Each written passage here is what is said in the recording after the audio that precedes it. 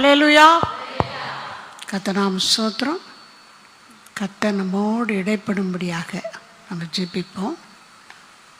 முக்கியமாக வந்த உங்கள் அனைவருக்கும் கர்த்தர் இனிய நாமத்தில் என்னுடைய வாழ்த்துதலை தெரிவித்துக் கொள்கிறேன். இந்த நேரம் நமக்கு பிரயோஜனமாய் ஆசீர்வாதமாக இருக்கும்படியாக நம்ம ஜெபிக்கலாம். ஆண்டவரே என்னோடு பேசுங்கப்பா. ஆண்டவர் என்னோடு ஒரு வார்த்தையாவது பேசுங்க. என் தேவை அறிந்த தேவன் ஆண்டவரே, மசோதி பிரச்சனை அறிந்த தேவன், என்னுடைய எல்லா காரியத்தையும் நீங்கள் அறிந்திருக்கிற, குறைகளை அறிந்திருக்கிற தேவன், பலவீனங்களை அறிந்திருக்கிற தேவன் ஆண்டவரே எங்களோடு பேசுங்க. நம்ம கேட்கும்போது கர்த்தர் நம்மோடு பேசுவார். எங்களை நேசிக்கிறதான எங்கள் பரமபிதாவே, இந்த நல்ல கால தீ ரபா லபா தீரப ரபா லபா தீரப ரபா ஓ ரபா லபா தீரப ரபா தீரப ரப ரபா நல்ல கால வேலைக்காக நன்றியுள்ள இருத்தோடு துதிக்கிற ஐயா. உடைய பாதப்பட வர துதிக்க ஆராதிக்க கொடுத்தது நல்ல தருணத்திற்காக சோத்திரிக்கிறோம். எங்களோடு இந்த வேளையில் பேசுங்க, இடைப்படுங்கப்பா. என்ன சொல்லணுமோ அந்த வார்த்தையை அடியாளுடைய வாயில் வைத்து அப்படியே கரத்தின் 7 நாள் மூடி ஆண்டவர் எங்களுக்கு ரபா ஷீரபா ரபா ரபா எங்களுக்கு பிரயோஜனமாய் மாற்றித்தாங்க. நாம் மைப்படுத்தி கொள்ளுங்க. பெரிய காரியம் இயேசுவின் நாமத்தில் ஜெபம் கேளும் பிதாவே, ஆமென். கர்த்தர் ஸ்தோத்திரம்.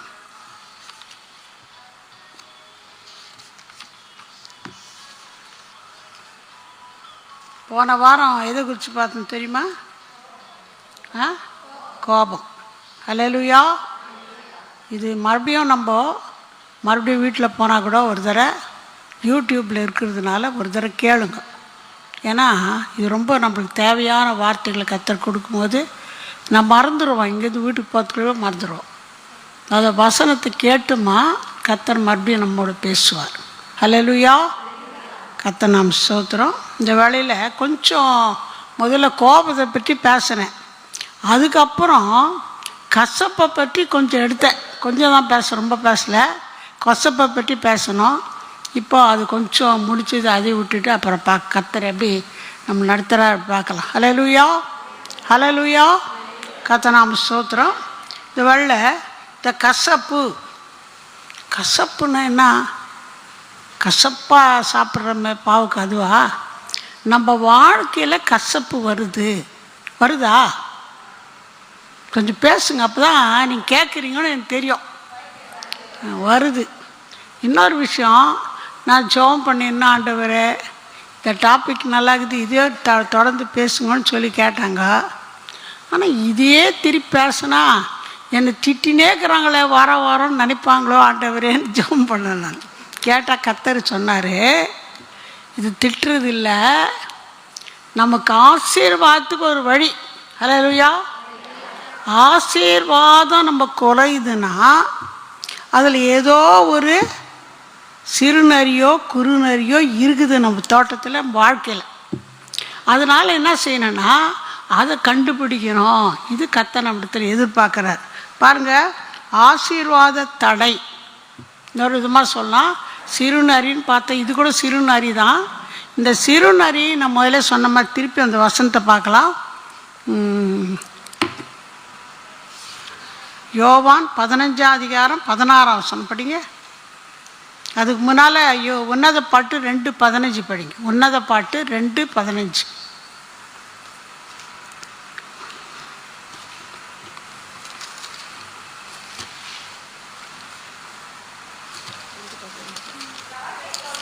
திராட்சை தோட்டங்களை கெடுக்கிற குழி நரிகளையும் சிறு நரிகளையும் நமக்கு பிடியுங்கள். நம்முடைய திராட்சை தோட்டங்கள் பூவும் பிஞ்சுமா இருக்கிறது.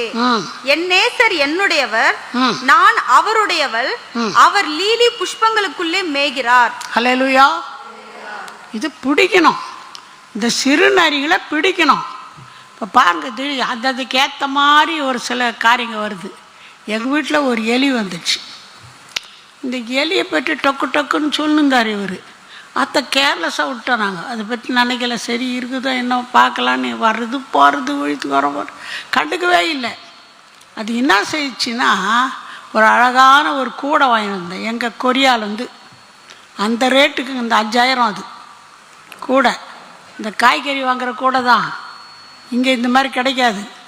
அது கேர்லெஸ்ஸாக கூட இல்லையான்னு கூட பார்த்துக்கல. அப்புறம் பார்த்தா அந்த கூடை அசிங்க அப்படியே மொத்தம் கடிச்சு நாசம் பண்ணிடுச்சு.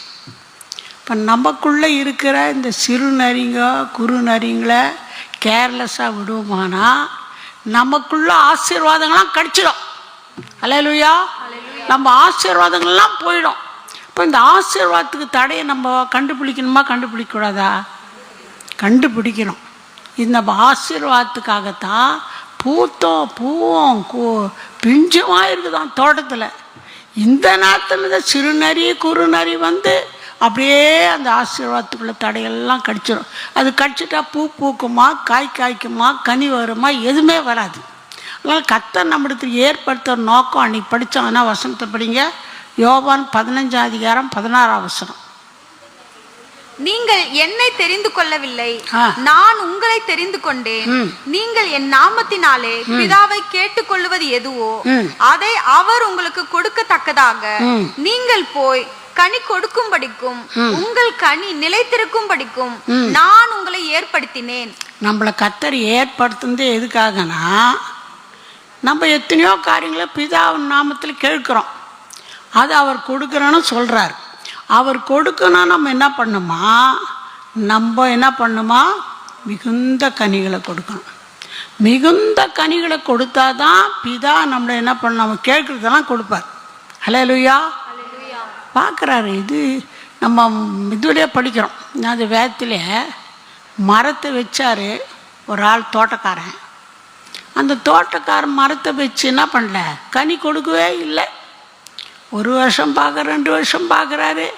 இது ஏன் நிலத்தை ஏன் கெடுக்கணும், வெட்டி போடு. இப்போது கனி கொடாத கொடி எதுவோ அதை அவர் என்ன பண்ணுறாரு, அறுத்து போடுகிறார்.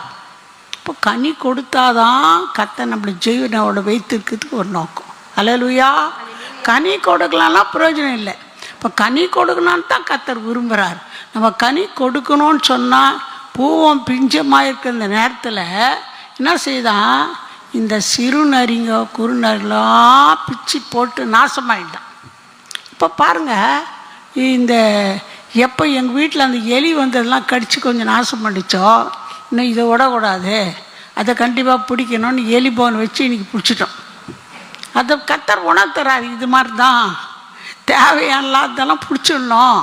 இந்த சிறு நரியோ குறுநெறியோ பிடிச்சிடணும், இல்லைன்னா நமக்கு நஷ்டம் தான் வரும். இந்த கூட போனால் வேறு பொருள் போனால் போகுது. நம்ம ஆவிக்குரிய காரியங்க நஷ்டப்பட்டு போனால் என்ன பிரயோஜனம்? சரிதான் நான் சொல்கிறது. அதனால் நம்ம என்ன செய்யணும்னா இதில் கேர்ஃபுல்லாக இருக்கணும். இப்போ போன தடவை பார்த்தோம், கோபத்தை பார்த்தோம். இந்த தடவை கசப்பு கொஞ்சம் சொன்னேன், அதனால் முக்கியமாக சொல்ல வேண்டியது இருக்குது. கசப்பு கூட என்ன செய்யுது, நம்ம வாழ்க்கையில் வருது. அப்போது நம்ம வாழ்வில் உள்ள தடையாய் உள்ள இந்த அனைத்தையும் நம்ம என்ன பண்ணோம், அகற்ற வேண்டும். இது நம்ம இடத்துல கர்த்தரே எதிர்பார்க்குறார். இது ஆசீர்வாத தடை. இதுதான் ஆசீர்வாத தடை. பாருங்க, இதில் எபேசியர் 4:30 படிங்க. எபேசியர் 4:30-31. அன்றியும் நீங்கள் மீட்கப்படும் நாளுக்கென்று முத்திரையாக பெற்ற தேவனுடைய பரிசுத்த ஆவியை துக்கப்படுத்தாதிருங்கள். சகல விதமான கசப்பும் கோபமும் மூர்க்கமும் கூக்குரலும் தூஷணமும் மற்ற எந்த துர்குணமும் உங்களை விட்டு நீங்க கடவது. சகல விதமான கசப்பு, கோபம், மூர்க்கம், கூக்குரல், தூஷணம், மற்ற எந்த துர்குணமும், இது என்னது துர்குணம். இந்த துர்குணம் உங்களை விட்டு நீங்கள் கடவுது. இதெல்லாம் என்கிட்ட இல்லைங்கன்னு சொல்ல முடியுமா? பேசுங்களேன். இருக்குது, ஏதோ ஒன்றுனா இருக்குது. இந்த பிசாசு என்ன பண்ணுறான், பெரிய பாவம் செய்யலாம் இதெல்லாம் இருந்தால் தான் நீ கனி கொடுக்காது இருக்க முடியும், நீ ஆசீர்வாதத்தை பெற்றுக்கொள்ளவே முடியாதுன்னு இந்த காரியங்களெல்லாம் அதை நுழைக்கிறான். நம்ம என்ன பண்ணுறது தெரியுமா, கேர்லெஸ்ஸாக. அதில் என்ன இருக்குது, கோபம் வந்தால் என்ன, கசப்பு வந்தால் என்ன, அப்படி இருக்கவே கூடாது. பாருங்க, நம்ம என்ன அதில் ஏமாத்துறோம் தெரியுமா, நான் நல்லா பாடுறேன், நல்லா ஆராதனை பண்ணுறேன், சர்ச்சுக்கு வரேன், இதை செய்கிறேன், பைபிள் படிக்கிறேன், எல்லாம் நல்லது தான், செய்யணும் தான். ஆனால் இதை பார்த்து கர்த்தர் மயங்கிட மாட்டார். இதுதான் கர்த்தர் உள்ளத்தை பார்க்குறார். மனுஷன் என்ன பண்ணுறாரா, முகத்தை பார்க்குறான். ஆனால் கர்த்தர் எங்கே பார்க்குறாரு, இருதயத்தை பார்க்குறாரு. நம்ம இருதயத்தில் ஒரு கசப்பு, கோபம், விரோதம், வைராக்கியம், தூஷணம் இதெல்லாம் இருக்குமானா கண்டிப்பாக அதில் பிரியப்படவே மாட்டார். கர்த்தர் பிரியப்படவே மாட்டார். அதனால்தான் பிசாசு என்ன பண்ணுறான், இந்த மாதிரி காரியங்களை கொண்டாந்து சிறுநரிகளை குழுநரிகளை கொண்டாந்து விட்டுறான். ஏன்னா நம்ம ஆவிக்கிற ஆசீர்வாதம் தடைப்பட்டு போனோன்னு பார்க்குறான். பாருங்கள், ஆசீர்வாதம் வேணுமா வேணவா? வேணும். கர்த்தருடைய ஆசீர்வாதத்தில் நம்ம ஒன்றுமே பண்ண முடியாது. அப்போது இதெல்லாம் நம்ம கேர்ஃபுல்லாக இருக்கணும். இது என்ன நடக்குதுன்னு சொன்னால், நம்முடைய இந்த பரிசுத்த ஆவியானவர் நம்ம துக்கப்படுத்தும் போது இந்த கசப்பு எல்லாம் வந்தால் ஆவியானவர் துக்கப்படுத்துகிறோம். வெளியில் பார்க்கறதுக்கு ரொம்ப பர்ஃபெக்டாக தெரியும், இவங்கள போல நல்லவங்க யாருமே இல்லைன்னு சொல்லலாம். இப்படி கர்த்தர் சொல்ல மாட்டார். சொல்லுவாரா?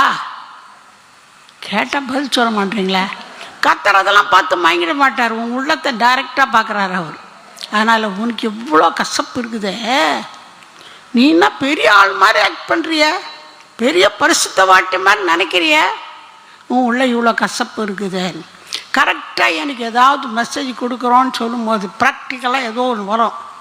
நேற்று ஒரு ஃபோன் பண்ணேன். அவங்க எப்போ டெய்லி எனக்கு ஃபோன் பண்ணி காலையில் ஜெபம் பண்ணி வேலைக்கு போவாங்க. நான் எப்போ வீணாக எதுவும் பேசவே மாட்டாங்க. சரி, எப்படி நேற்று ஒரு வார்த்தை கேட்டேன், ஏமா அந்த கல்யாணத்துக்கு நோட்டீஸ் கொடுத்தாங்களே வரீங்களான்னு கேட்டேன். அவ்வளோ சாதாரணமாக கேட்டேன். உடனே எப்போ அந்த அம்மா கப்பா கப்பா கப்பா கப்பான்னு பேசுது, கொட்டுது வார்த்தைங்களே. அவங்க இப்படி பேசுனாங்களோ அப்படி பேசுனாங்களோ, அன்றைக்கி இப்படி கட கட கடன்னு பேசுது. நான் சொன்னம்மா, எல்லாம் உனக்கு ஆலோசனை கொடுத்து சொன்னேன், 1000 கூட பண்ணியிருக்கட்டும், உனக்கு சொந்தக்காரி, எனக்கு சொந்தம் இல்லை, அதனால் ஊழியத்தில் தெரிஞ்சதுன்னா நான் வருவேன். அவங்க கொடுக்குத்தாங்க பார்த்தேன், எனக்கு அதை பற்றி காலவானு, எனக்கு கசப்பு இருக்கக்கூடாது, அதனால் அதுக்காகவே நான் கண்டிப்பாக வருவேன். உங்கள் விருப்பமாக வந்தாலும் சரி, அது உங்கள் விஷயம் இல்லைன்னு சொல்லிவிட்டு நான் ஃபோனை வச்சுட்டேன். பட்டுன்னெலாம் வைக்கல, சரிம்மா சொல்லிகிட்டே வச்சேன். அவங்களுக்கு திடீர்னு மறுபடியும் ஃபோன் பண்ணி, இன்னும் ஆண்டி ஃபோனு ரிங் ஆகலையே, ஃபோன் கட் ஆகிடுச்சேன்னு. ஃபோன் கட் ஆகலம்மா, நான் தாம்மா வச்சுட்டேன், உங்களுக்கு சொல்ல வேண்டியது சொல்லிட்டேன், நீ எடுத்துக்கிறியோ அவட, அதை பற்றி நான் கம்பல் பண்ண வரல. ஆனால் நான் இதுக்கு மேலே பேசுறதுக்கு எனக்கு நேரம் கிடையாது. பாருங்கள், வேஸ்ட் ஆஃப் டைம். தேவையில்லாதெல்லாம் பேசுது, போல போல போல போல, நான் அவங்கள திட்டுது இவங்கள திட்டுது. நான் இல்லைம்மா, என் சொல்ல வேண்டி சொல்லிட்டேன், எனக்கு வேலைங்க நிறைய, இதெல்லாம் கேட்க முடியாதனால வச்சுட்டேன். பாருங்கள், இந்த மாதிரி எங்கக்கிற கசப்பெல்லாம் அள்ளி அள்ளி கொட்டுறாங்க. யாரோ இல்லை, ரட்சிக்கப்படாதவங்க, ரட்சிக்கப்பட்டவங்க தான், கர்த்தர் பிள்ளைங்க தான், அவங்களுக்குள்ள எவ்வளோ கசப்பு இருக்குது பாருன்னு கர்த்தர் காட்டுறாரு. உண்மையாக நினைக்கவே இல்லை. நான் எத்தனையோ வருஷமாக பழக்கம், இவ்வளோ கசப்பு ஆளுங்க மேலே வச்சுன்னுக்கிறாங்கன்னு எனக்கு தெரில. அது வள்ளி கொட்டினப்போ தான் தெரிஞ்சு. அப்போது இந்த கசப்பு நமக்குள்ளே இருக்குதா? உள்ள எத்தனையோ வருஷத்துக்கு முன்னாடி ஏதோ பேசியிருக்கலாம், அது அப்படியே மனசில் வச்சுன்னுக்கிறீங்களா? 10 வருஷத்துக்கு முன்னால், 20 வருஷத்துக்கு முன்னால் யாரோ உங்கள் மாமியாரோ மருமகளோ இல்லை சொந்தக்காரோ பந்துக்களோ யாரோ ஒருத்தர், ஃப்ரெண்ட்ஸோ இல்லை சர்ச்சில் இருக்கிறவங்க கூட யாரோ ஒருத்தர் ஏதோ ஒன்று பேசியிருக்கலாம்.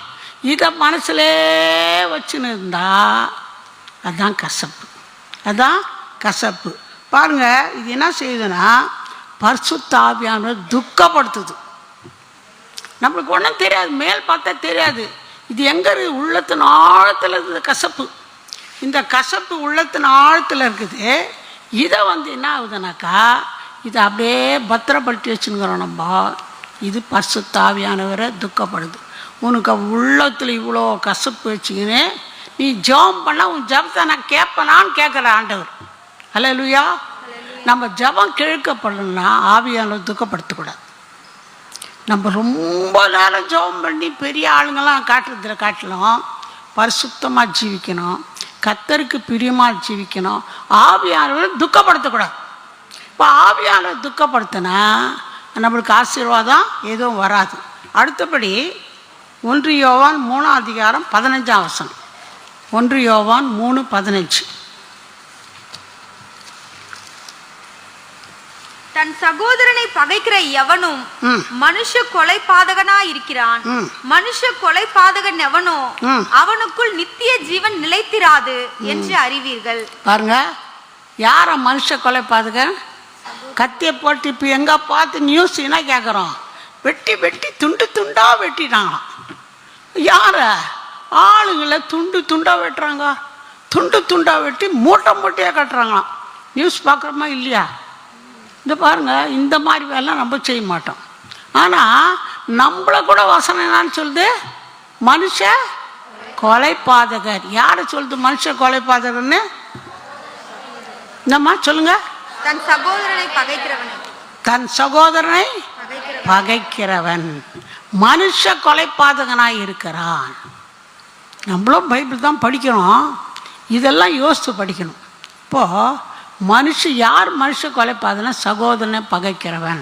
சகோதரனை உங்கள் கூட பிறந்த சகோதரனை நினைக்காதீங்க, அதுவும் அவ்வளோதான், அவங்களும் தான்.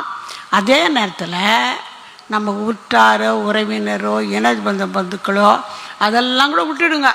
நம்ம சபையில் வர்றாங்கள ஆட்கள், அவங்கள பகைக்கிறோமா, அன்பாக பேசுகிறோமா? இதெல்லாம் கர்த்தர் நம்மளுக்கு எதிர்பார்க்குறார். சகோதரனை பகைக்கிறவன் மனுஷ கொலைப்பாதனாக இருக்கிறான். இப்போ நம்ம கேட்கணும், ஆண்டவரே நான் எந்த கொலைனா செய்த கேளுங்க. ஒரு கை தூக்கி கேளுங்க, வலது கை தூக்கி. கர்த்தாவே, எப்போதாவது இந்த மாதிரி கொலை நான் என் வாழ்க்கையில் செய்திருந்தா தயவா என்னை மன்னிங்க, ரத்தத்தினால கழுவுங்க. இனி இந்த கொலை செய்யாத பிள்ளைங்களை பாதுகாத்துக்கணும். யாரையும் எங்களை பகைக்காத பிள்ளைங்களுக்கு உதவி இயேசுவின் நாமத்தில் பிதாவே, ஆமென். ஹல்லேலூயா. அப்போது இது இன்னைக்கு தெரிஞ்சுக்கணும். மனுஷ கொலைபாதகன் என்ன சொல்லுங்க? Very good. சகோதரனை பகைக்கக்கூடாது. பகைச்சா மனுஷ கொலைபாதகன். நீ கொலை பண்ணிட்டு பரலோகம் போக முடியுமா? முடியாது. அப்போது நித்திய ஜீவனை பெற்றுக்கொள்ள முடியாது, பரலோகத்துக்கு போக முடியாது. ஏன்னா மனுஷ கொலைபாதகனார். அப்போ மனுஷ கொலைபாதகனா என்னான்னு சொன்னால் சகோதரனை பகைக்கிறவன். அடுத்தபடியாக பார்க்கும்போது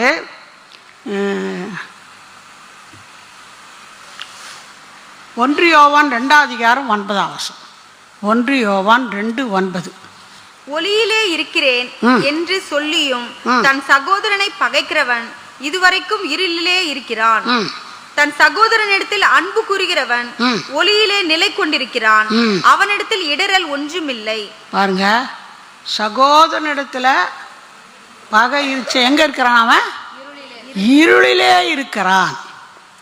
இன்னொரு வசனம் 11 கூட படிங்கம்மா. தன் சகோதரனை பகைக்கிறவன் இருளிலே இருந்து இருளிலே நடக்கிறான். இருளிலே இருந்து இருளிலே நடக்கிறான். இருளானது அவன் கண்களை குருடாக்கினபடியால் தான் போகும் இடம் இன்னதென்று அறியாதிருக்கிறான். நம்ம போறதை வழியே தெரியலாம், ஏன்னா இருள நடக்கிறோம். யார் இருள் இருக்கிறாங்க? தன் சகோதரனை பகைக்கிறவன். தன் சகோதரனை பகைக்கிறவன் எங்க இருக்கிறான்? இருளில் இருக்கிறான். அப்போ சகோதரன் பகைக்குன்னு இருள் இருந்தா இருளே நடக்கிறான். இருளிலே நடந்து போனா நம்மளுக்கு போற வழி எது தப்பா ரைட்டான்னு தெரியாது. அதோடு இல்லை, இருளில் நடக்கிறவன் எங்க தான் போவோம்? செத்தா எங்க? நரகத்தான் போவாங்க. இருளில் இருக்கிறத பிசாசு. இப்போ இருளில் இருக்கிறோன்னா அவனுக்கு ஃப்ரெண்ட் ஆயிரும். நம்ம அவனோட கூட நடந்தால் எங்கே வெளிச்சம் எப்படி போனோன்னு தெரியாது. இருளிலே நடந்து எங்கே போகிறான்னா நரகத்துக்கு தான் போவான். அப்போது இது ரொம்ப முக்கியமான காரியம், நம்ம ஜாக்கிரதையாக இருக்கணும். அடுத்தது 1 யோவான் 4:20. 1 யோவான் 4:20. தேவனிடத்தில் அன்பு கூறுகிறவன் என்று ஒருவன் சொல்லியும் தன் சகோதரனை பகைத்தால் அவன் பொய்யன். தான் கண்ட சகோதரனிடத்தில் அன்பு கூறாமல் இருக்கிறவன் தான் காணாத தேவனிடத்தில் எப்படி அன்பு கூறுவான்? தன் சகோதரனை காண்கிற சகோதரன் அன்பு கூறாதவன் காணாத தேவனிடத்தில் எப்படி அன்பு கூறுவான்? நான் ரொம்ப பக்தியா இருக்கிறேன், நான் ரொம்ப விசுவாசமா இருக்கிறேன், இதெல்லாம் பொய்யன்றார் வசனம். நான் சொல்ல வசனம் சொல்லுது. எப்போ அவன் கண்ட சகோதரனால இவரு சந்தோஷம், நீ பிரியமாயிக்கலையே, அன்பு கூறலையே, காணாத தேவனில் எப்படி அன்பு கூற முடியும்? அப்படின்னா என்ன அர்த்தம்? கண்ட சகோதரன் நம்ம அன்பு கூறாருந்தா தேவனிடத்தில் அன்பு கூற முடியாது. அப்படிதான் வசனம் அர்த்தம். அப்போது நம்ம கர்த்தர் நம்ம காண்கிற சகோதரனில் அன்பு கூறணும். அடுத்தபடியாக நான் பார்க்கும்போது எபிரேயர் 12ஆம் அதிகாரம் 14ஆம் வசனம் 15ஆம் வசனம். எபிரேயர் 12, 14, 15. யாவரோடும் சமாதானமா இருக்கவும் பரிசுத்தமுள்ளவர்களா இருக்கவும் நாடுங்கள். பரிசுத்தம் இல்லாமல் ஒருவனும் கர்த்தரை தரிசிப்பதில்லையே. ஒருவனும் தேவனுடைய கிருபையை இழந்து போகாதபடிக்கும் யாதொரு கசப்பான வேர் முளை தெழும்பி கலக்கம் உண்டாகிறதினால் அநேகர் தீட்டுப்படாதபடிக்கும் ஒருவனும் வேசி கள்ளனாகவும் ஒருவேளை போஜனத்துக்காக தன் சேஷ்ட புத்திர பாகத்தை விற்று போட்ட ஏசாவை போல சீர்கெட்டவனாகவும் இராதபடிக்கும் எச்சரிக்கையாயிருங்கள். ஹல்லேலூயா. பாருங்க, இந்த ஏசாவை போல நம்ம இருக்கக்கூடாது. அப்போது சகோதரனை நம்ம பகைக்கிறோம், சகோதரில் அன்பு கூறல. அது மட்டும் இல்லை, இந்த கசப்பு விரோதங்க இருக்கிறதுனால என்ன நடக்குதுன்னு சொன்னால், முக்கியமான ஒரு காரியம், இது ஒரு பாய்சன் மாதிரி, எல்லாம் ஒரு தொற்று வியாதி மாதிரி. இது நமக்குள்ளே இருந்துச்சுன்னா எல்லாருக்கும் பரவிடும், எல்லாருக்குள்ள பரவிடும். நம்ம போய் ஒருத்தருக்கு சொல்லுவோம், அவங்க போய் ஒருத்தருக்கு சொல்லுவாங்க, இப்படியா அப்படியா அப்படியா, அது விஷயம் கூட சொல்கிறோம் பின்னால்.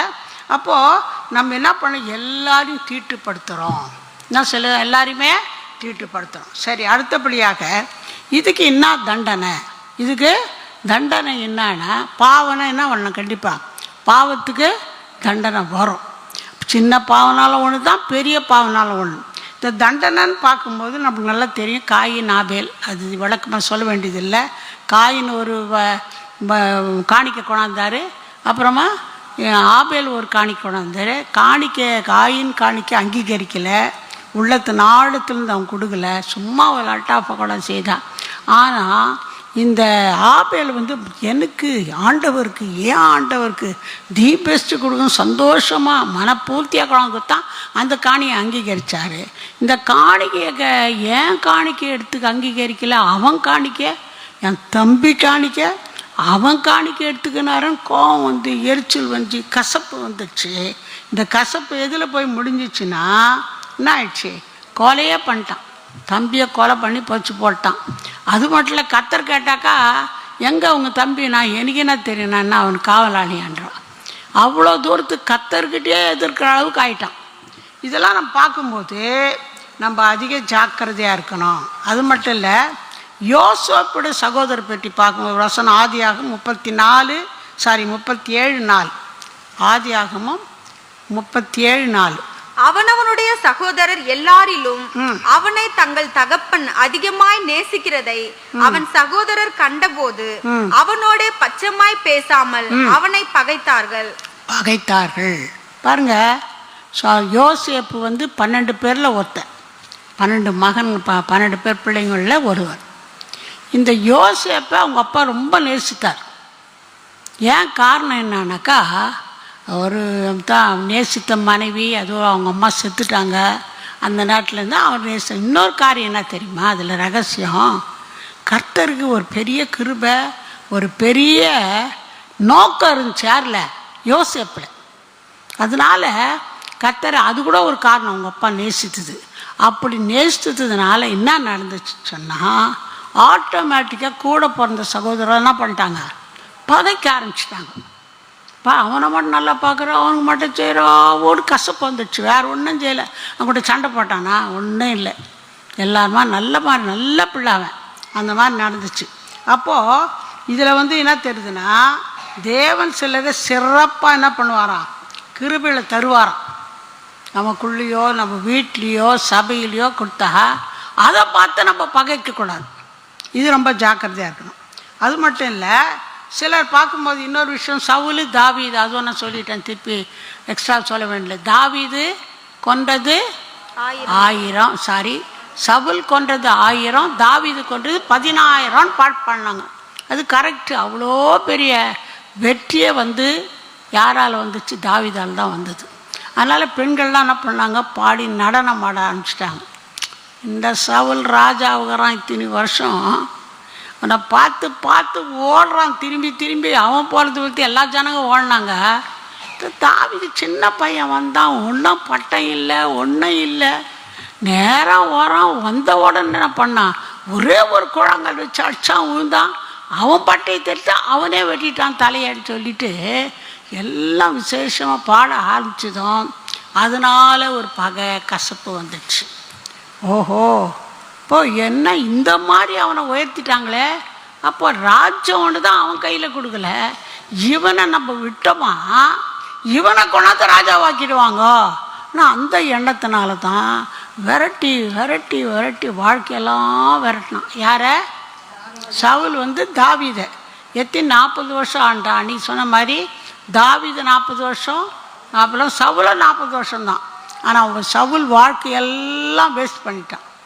இது அவனை விரட்டுறதுல, பகைக்கிறதுல, அந்த பகை கசப்பு இது எதில் போய் முடிஞ்சிச்சுன்னா அவன் லைஃப்பும் கெட்டு போச்சு, அவங்க குடும்பம் முழுசுமே அழிஞ்சு போச்சு. இன்னொரு இடத்துல வசனமே என்ன சொன்னால் கர்த்தரே கொன்றார் சவுலேன்னு கூட இருக்குது. அப்போது இதுக்கெல்லாம் நம்ம இடம் கொடுக்கவே கூடாது. சின்ன பாவம்னு யோசிக்காதீங்க, இதில் ஜாக்கிரதையாக இருக்கணும். இது ரொம்ப தேவத்தில் நம்ம யோசிக்க. இன்னொன்று எஸ்தர் 5:9 எஸ்தர் 5:9. அன்றைய தினம் ஆமான் சந்தோஷமும் மனமகிழ்ச்சியுமாய் புறப்பட்டான். ஆனாலும் ராஜாவின் அரண்மனை வாசலில் இருக்கிற மொர்தெகாய் தனக்கு முன் எழுந்திராமலும் அசையாமலும் இருக்கிறதை ஆமான் கண்டபோது அவன் மொர்தெகாயின் மேல் உக்கிரம் நிறைந்தவன் ஆனான். பாருங்க, அன்றைக்கே சொன்னான், யூதருங்க வந்து சாமானியமாக எல்லாரும் வணங்கிறது கும்பிட்டுறது அந்த மாதிரி பண்ணவே மாட்டாங்க. ரொம்ப கேர்ஃபுல்லாக இருப்பாங்க. அப்போது இவன் ஒரு அடிமை, அது கூட என்னது வாட்ச்மேன் வேலை செய்கிறான். யார்? மொர்தெகாய். ஆனால் இந்த ஆமானுக்கு வணங்க மாட்டேன்றானே, எல்லாரும் நான் கும்பிட்றாங்க, என்னையும் வணங்க மாட்டேன்றானே கோபம் வச்சிச்சு. இது காரணம் என்னன்னா, கர்த்தருள்ள பிள்ளைங்களை பார்த்தாவே சிலருக்கு என்ன ஆகிடும்? கோபம் கசப்பு வந்துடும். ஒன்றுமே நம்ம செய்திருக்க மாட்டோம். அப்போது இந்த ஆமானுக்கு யூத ஜனங்களை பார்த்தாலே ஒரு வெறுப்பு. இப்போ நம்ம கூட கர்த்தருக்கு பயந்து ஜீவிச்சோமானா தேவையில்லாத மனுஷரெல்லாம் வெறுப்பாங்க. நான் ஸ்கூலில் நாகலாபுரத்தில் வேலை செய்யும் போது ஒன்றுமே இருக்காது, கோவமே ஒன்றுமே இருக்காது. ஒரு சிலருக்கு சும்மாவே அது என்ன விரோதிக்க வேண்டிய வேலையே இல்லை. நான் ஹெச்எம்மு, என் கூட கீழே தான் எல்லாருமே வேலை செய்கிறாங்க. என்ன பகைக்க வேண்டிய வேலையே இருக்காது. தேவையில்லாத என்னன்னா நம்ம கர்த்தரை பிள்ளைங்க, இவங்க கிறிஸ்துவங்க, ஆனால் அந்த ஒரு வச்சே கசப்பு. ஆனால் கர்த்தரை அவங்க கையில் விடவே மாட்டேன். ஒரு தடவை ஸ்கூலுக்கு வந்துட்டேன், வரல, கொஞ்சம் லேட் ஆச்சு. அன்றைக்கி ஸ்கூல் வர வேலை இல்லை எனக்கு, ஹெச்எம்ஸ் மீட்டிங் புத்தூருக்கு போனோம். ஆனால் கொஞ்சம் லேட் ஆகிடுச்சின்னா என்னன்னா யாரோ வந்தாங்க வீட்டுக்கு, வீடியோக்கார் கொஞ்சம் நேரம் ஆச்சு. சரி, நம்ம சர்ச்சு ஸ்கூலுக்கு போக வேண்டிய வேலை இல்லை, இங்கே ஆஃபீஸ்க்கு போகணுமே புத்தூருக்குன்னு யோசிச்சுன்னு வந்தேன். நான் எப்போ 7:15 ஸ்கூலுக்கு வர்றதுக்குள்ளோ அதுக்குள்ளேயே வந்து யாரோ வெளியில் ஆஃபீஸ்லேருந்து டிஓஸ் அவங்க வந்து பார்த்துட்டு, எங்கே மேடம் வரலையா, எங்கே வச்சா மேடம்னு சொல்லிட்டு உடனே சரி ஏட்டு போயிட்டாங்க. உடனே இவங்களுக்கு என்ன எண்ணம்னா, நாளைக்கு நியூஸ் பேப்பரில் மேடம் பேப்பர் வரப்போகுது. அதே இவங்களுக்கு ஒரு சந்தோஷம். அதில் நான் யோசிச்சிருந்தாங்க. அப்புறம் சரி வந்துட்டு இன்சார்ஜ் தான் எழுதாத போயிட்டேன். இன்சார்ஜ் ஒருத்தருக்கு எழுதி வச்சுட்டு நான் பஸ் ஏறி போயிட்டேன் மீட்டிங்க்கு. போயிட்ட பிறகு அடுத்த நாள் அன்றைக்கி வரல நான், என்னென்னு அங்கே இன்னொரு வேலை இருந்துச்சு. நைட்டு அங்கே ஒருத்தர் வீட்டில் தங்கிட்டு அந்த வேலை முடிச்சுக்கின்னு அடுத்த நாள் வரலான்னு இருந்தேன். அவங்க கேட்டாக்கா, இல்லை நான் ஃபாஸ்டிங்கு சாப்பிட மாட்டேன்ட்டேன். ஆனால் ஃபாஸ்டிங்கை இருந்து ஜெபம் பண்ணேன் நைட்டு. இந்த காரியங்களெல்லாம் நீங்கள் தான் பாதுகாக்க, நாம்ளே பிள்ளை தேவையில்லாத இது மாதிரி பண்ணுறாங்கன்னு ஜெபம் பண்ணிட்டு அடுத்த நாள் பட்டு வந்துட்டேன். வந்தால் பேப்பரில் நியூஸ் வர ஒன்றுமே நடக்கலை. என்னென்னோ ஆகிடும் நினச்சாங்க, ஒன்றும் நடக்கலை. இவங்களுக்கு என்னடா மேடத்துக்கு யாரும் இருக்கிறாங்க, டிஓ ஆஃபீஸில் இருக்கிறாங்களே, எங்கே இருக்கிறாங்களா அங்கே இருக்கிறாங்களா, என்ன நடக்குதுன்னு அவங்களுக்கு ஒன்றும் புரியல. அங்கேயும் ஆள் இல்லை, யாரையும் நான் பார்க்கல. நம்ம ஆண்டவர் இருக்கார். ஹல்லேலூயா. சும்மா தேவையில்லாத கர்த்தர் பிள்ளைகளை பகைச்சாக நம்ம கவலைப்பட வேண்டியதே இல்லை. இந்த மாதிரி எத்தனையோ சந்தர்ப்பம் ஒன்றில் கூட கர்த்தர் வெக்கப்படுத்தலை. ஹல்லேலூயா. ஒன்றில் கூட வெக்கப்படுத்தவே இல்லை. கடைசியில் ரிட்டையர்ட் ஆனப்போ ஃபங்க்ஷன் வச்சப்போ ஒருத்தர் பேசினாங்க, இந்த ஊரில் ஒரு லேடி எச்சம்மா இருந்து சாதிக்கிறது ரொம்ப கஷ்டம், பயங்கரமான இடம், பயங்கரமான ஜனங்க, இது பெரிய காரியம் இதுன்னு சொன்னாங்க. என்ன சொல்கிறேன்னா, இந்த மாதிரி கர்த்தருடைய பிள்ளைங்களை பார்த்து இந்த ஆமானை போல் என்ன பண்ணலாம், யூதரை பகைச்சது போல் பகைக்கிறவங்க எழும்புவாங்க. ஆனால் நம்ம கவலைப்பட வேண்டியது கர்த்தர் நான் படிச்சிருக்கிறேன். ஹல்லேலூயா. அடுத்தபடியாக பார்க்கும்போது இந்த கசப்பு பெருகிறதுக்கு எங்கே ரொம்ப பெருகம்னா குடும்பம். ஹல்லேலூயா. ஏன் தெரியுமா? குடும்பம் கர்த்தர் ஏற்படுத்தின ஒரு காரியம். கணவனும் மனைவியுமாக கர்த்தர் உருவாக்கி படைத்து அந்த ஏதேன் தோட்டத்தில் ஆதாமை ஏவாளை வைத்தார். அவங்க ஐக்கியமாக இருக்கணும், அவங்க கர்த்தரோடு ஐக்கியமாக இருக்கணுன்றது தான் அவருடைய நோக்கம். ஆனால் பிசாசுக்கு அது பிடிக்கவே பிடிக்காது. அதனால்தான் இன்றைக்கி பிரச்சனை அதிகமாக எழும்புறது எங்கன்னா ஃபேமிலியில் தான், குடும்பத்தில் தான். அது பிரச்சனை பெருசு கூட இருக்காது, சின்ன காரியமாக இருக்கும், அதை பெருசாக்கி உடனே டைவர்ஸ் இதுதான் பண்ணுறாங்க. அந்த மாதிரி இருக்கவே கூடாது. நம்ம என்ன செய்யணும்னா, நம்ம ஒருவருக்கு ஒருவர் என்ன பண்ணணும், பொறுத்துன்னு போகணும், விட்டு கொடுக்கணும். இப்போ நம்ம கணவர் இங்கே இல்லை, நம்ம தான் இருக்கிறோம், அதனால் நம்மளோட தான் கர்த்தர் பேசுகிற மெயின் ஆக்டர் என்ன கேட்டாக்கா மனைவி தான். ஹல்லேலூயா. ஆவதும் பெண்ணாலே அழிவதும் பெண்ணாலேன்னு மென்னு என்ன பண்ண வசனமும் இருக்குது. அதனால் பெண்ணு குடும்பத்தை அழிச்சோன்னா அழிச்சிடலாம், எவ்வளோ பொறுத்துன்னு போனாலும் பொறுத்துன்னு போய் ஆசீர்வாதமாக வைக்கலாம். ஹல்லேலூயா. அதனால் நம்ம குடும்பத்தில் பாருங்கள், கொலோசியர் 3ஆம் அதிகாரம் 18ஆம் வசனம் 19ஆம் வசனம். கொலோசியர் 3:18-19. மனைவிகளே, கர்த்தருக்கு ஏற்கும்படி உங்கள் புருஷருக்கு கீழ்ப்படியுங்கள். மனைவிகளே, கர்த்தருக்கு என்ன பண்ணா ஏற்றபடி உங்கள் புருஷருக்கு கீழ்ப்படியுங்கள். புருஷர்களே, உங்கள் மனைவிகளில் அன்பு கூறுங்கள், அவர்கள் மேல் கசந்து கொள்ளாதிருங்கள். அப்படின்னா என்ன அர்த்தம்? சில கணவர் கசந்து கொள்ற காரியம் கூட இருக்குதா? பேச மாட்டீங்களா? அதுக்கு தான் வசனம், இதுதான் பொய் இல்லை வசனம். கசந்து கொள்ளாதீர்கள் கணவரை பற்றி சொல்லுதுன்னா, கசன்னு இருக்கிற கணவர் கூட இருப்பாங்க. சின்ன சின்னத்துக்கெல்லாம் தினம் இருப்பாங்க, இருக்க மாட்டாங்கன்னு சொல்ல வசனம் சொல்லுது, நான் சொல்ல. அப்போ நம்ம என்ன பண்ணணுமா, நம்ம கசன்னா கூட நம்ம எப்படி இருக்கணுமா, கனவுக்கு கீழ்ப்படியணும். ஹல்லேலூயா. கனவு கீழ்ப்படிஞ்சு நம்ம கொஞ்சம் அட்ஜஸ்ட் பண்ணி கொஞ்சம் இருந்தாலும் வச்சுக்கோங்க, என்ன ஆகிடும், சண்டை வர்றதுக்கு சான்ஸே இல்லை. ஹல்லேலூயா. கொஞ்ச நேரம் பேசுவாங்க, அப்படி பண்ணுவாங்க, சும்மா என்னத்துக்கு நம்ம சொல்ல கொடுக்கணும். அது ஒன்றும் வாயே திறக்க மாட்டேங்குது, கம்முழுக்குது. நம்ம என்னத்துக்கு பேசணும், சைலண்ட் ஆகிடுவாங்க. ஆமாவோ இல்லையா? சைலண்ட் ஆகிடுவாங்க. அப்போ குடும்பத்தில் சமாதானம் வரும். இதெல்லாம் யார், முதலே சொன்னேன், இதெல்லாம் யாருடைய பிளான்? பிசாசுடைய பிளான். எப்படின்னா குடும்பத்தில் கசப்பை கொண்டு வந்துடணும், குடும்பத்தை பிரித்து விட்டுடணும், குடும்பத்தை என்ன பண்ணோம், தனித்தனியாக பிரித்து பீஸ் ஆக்கிடணும்னு பார்க்குறான். அது கணவனோ மனைவியோ மாமியாரோ மருமகளோ பிள்ளைகளோ யாரானா இருக்கலாம். என்ன இந்த நடத்தில் நம்ம என்ன பண்ணோம், அதிக ஜாக்கிரதையாக இருக்கணும். ஹல்லேலூயா. இப்போ எங்கள் வீட்டுக்காரர் தானே சொன்னார்.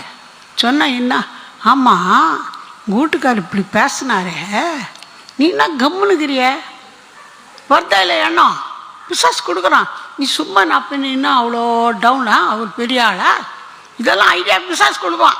நம்ம எல்லாம் சொல்லணும், சரி இருக்கட்டும், நான் தான் குறைஞ்சி நான் தான் விட்டு கொடுக்குறேன், எங்கள் கணவர் தானே, எங்கள் மாமியார் தானே, என் பிள்ளை தானே, சொன்னால் சொல்லிட்டு அதில் என்ன இப்போது நான் குறைஞ்சா போயிடுவேன்னு சொல்லணும். ஹல்லேலூயா. அப்போ பிசாசுக்கு எதிர் நிற்கிறோன்னு அர்த்தம். அவன் என்ன பண்ணுவான், இந்த மாதிரி காரியங்கள் அவங்ககிட்ட கொண்டு வர மாட்டான். இந்த மாதிரி பண்ண இன்னொரு வீட்டுக்கு போயிடுவான், நம்ம வீட்டு விட்டு இன்னொரு வீட்டுக்கு போயிடுவான். போயிட்டு அங்கேயே இருக்க மாட்டான், திருப்பி வருவான். வரணும் வரமாட்டானா? வருவான். பிசாசு இயேசுவை எத்தனை சோதனை கொண்டதான்? எத்தனை? 3 சோதனை. சோதிட்ட பிறகு என்னாகுது, சில காலம் போனானாம். அல்லேலூயா. அப்படின்னா என்ன அர்த்தம்? கொஞ்ச காலம் போய் திருப்பி வருவான்.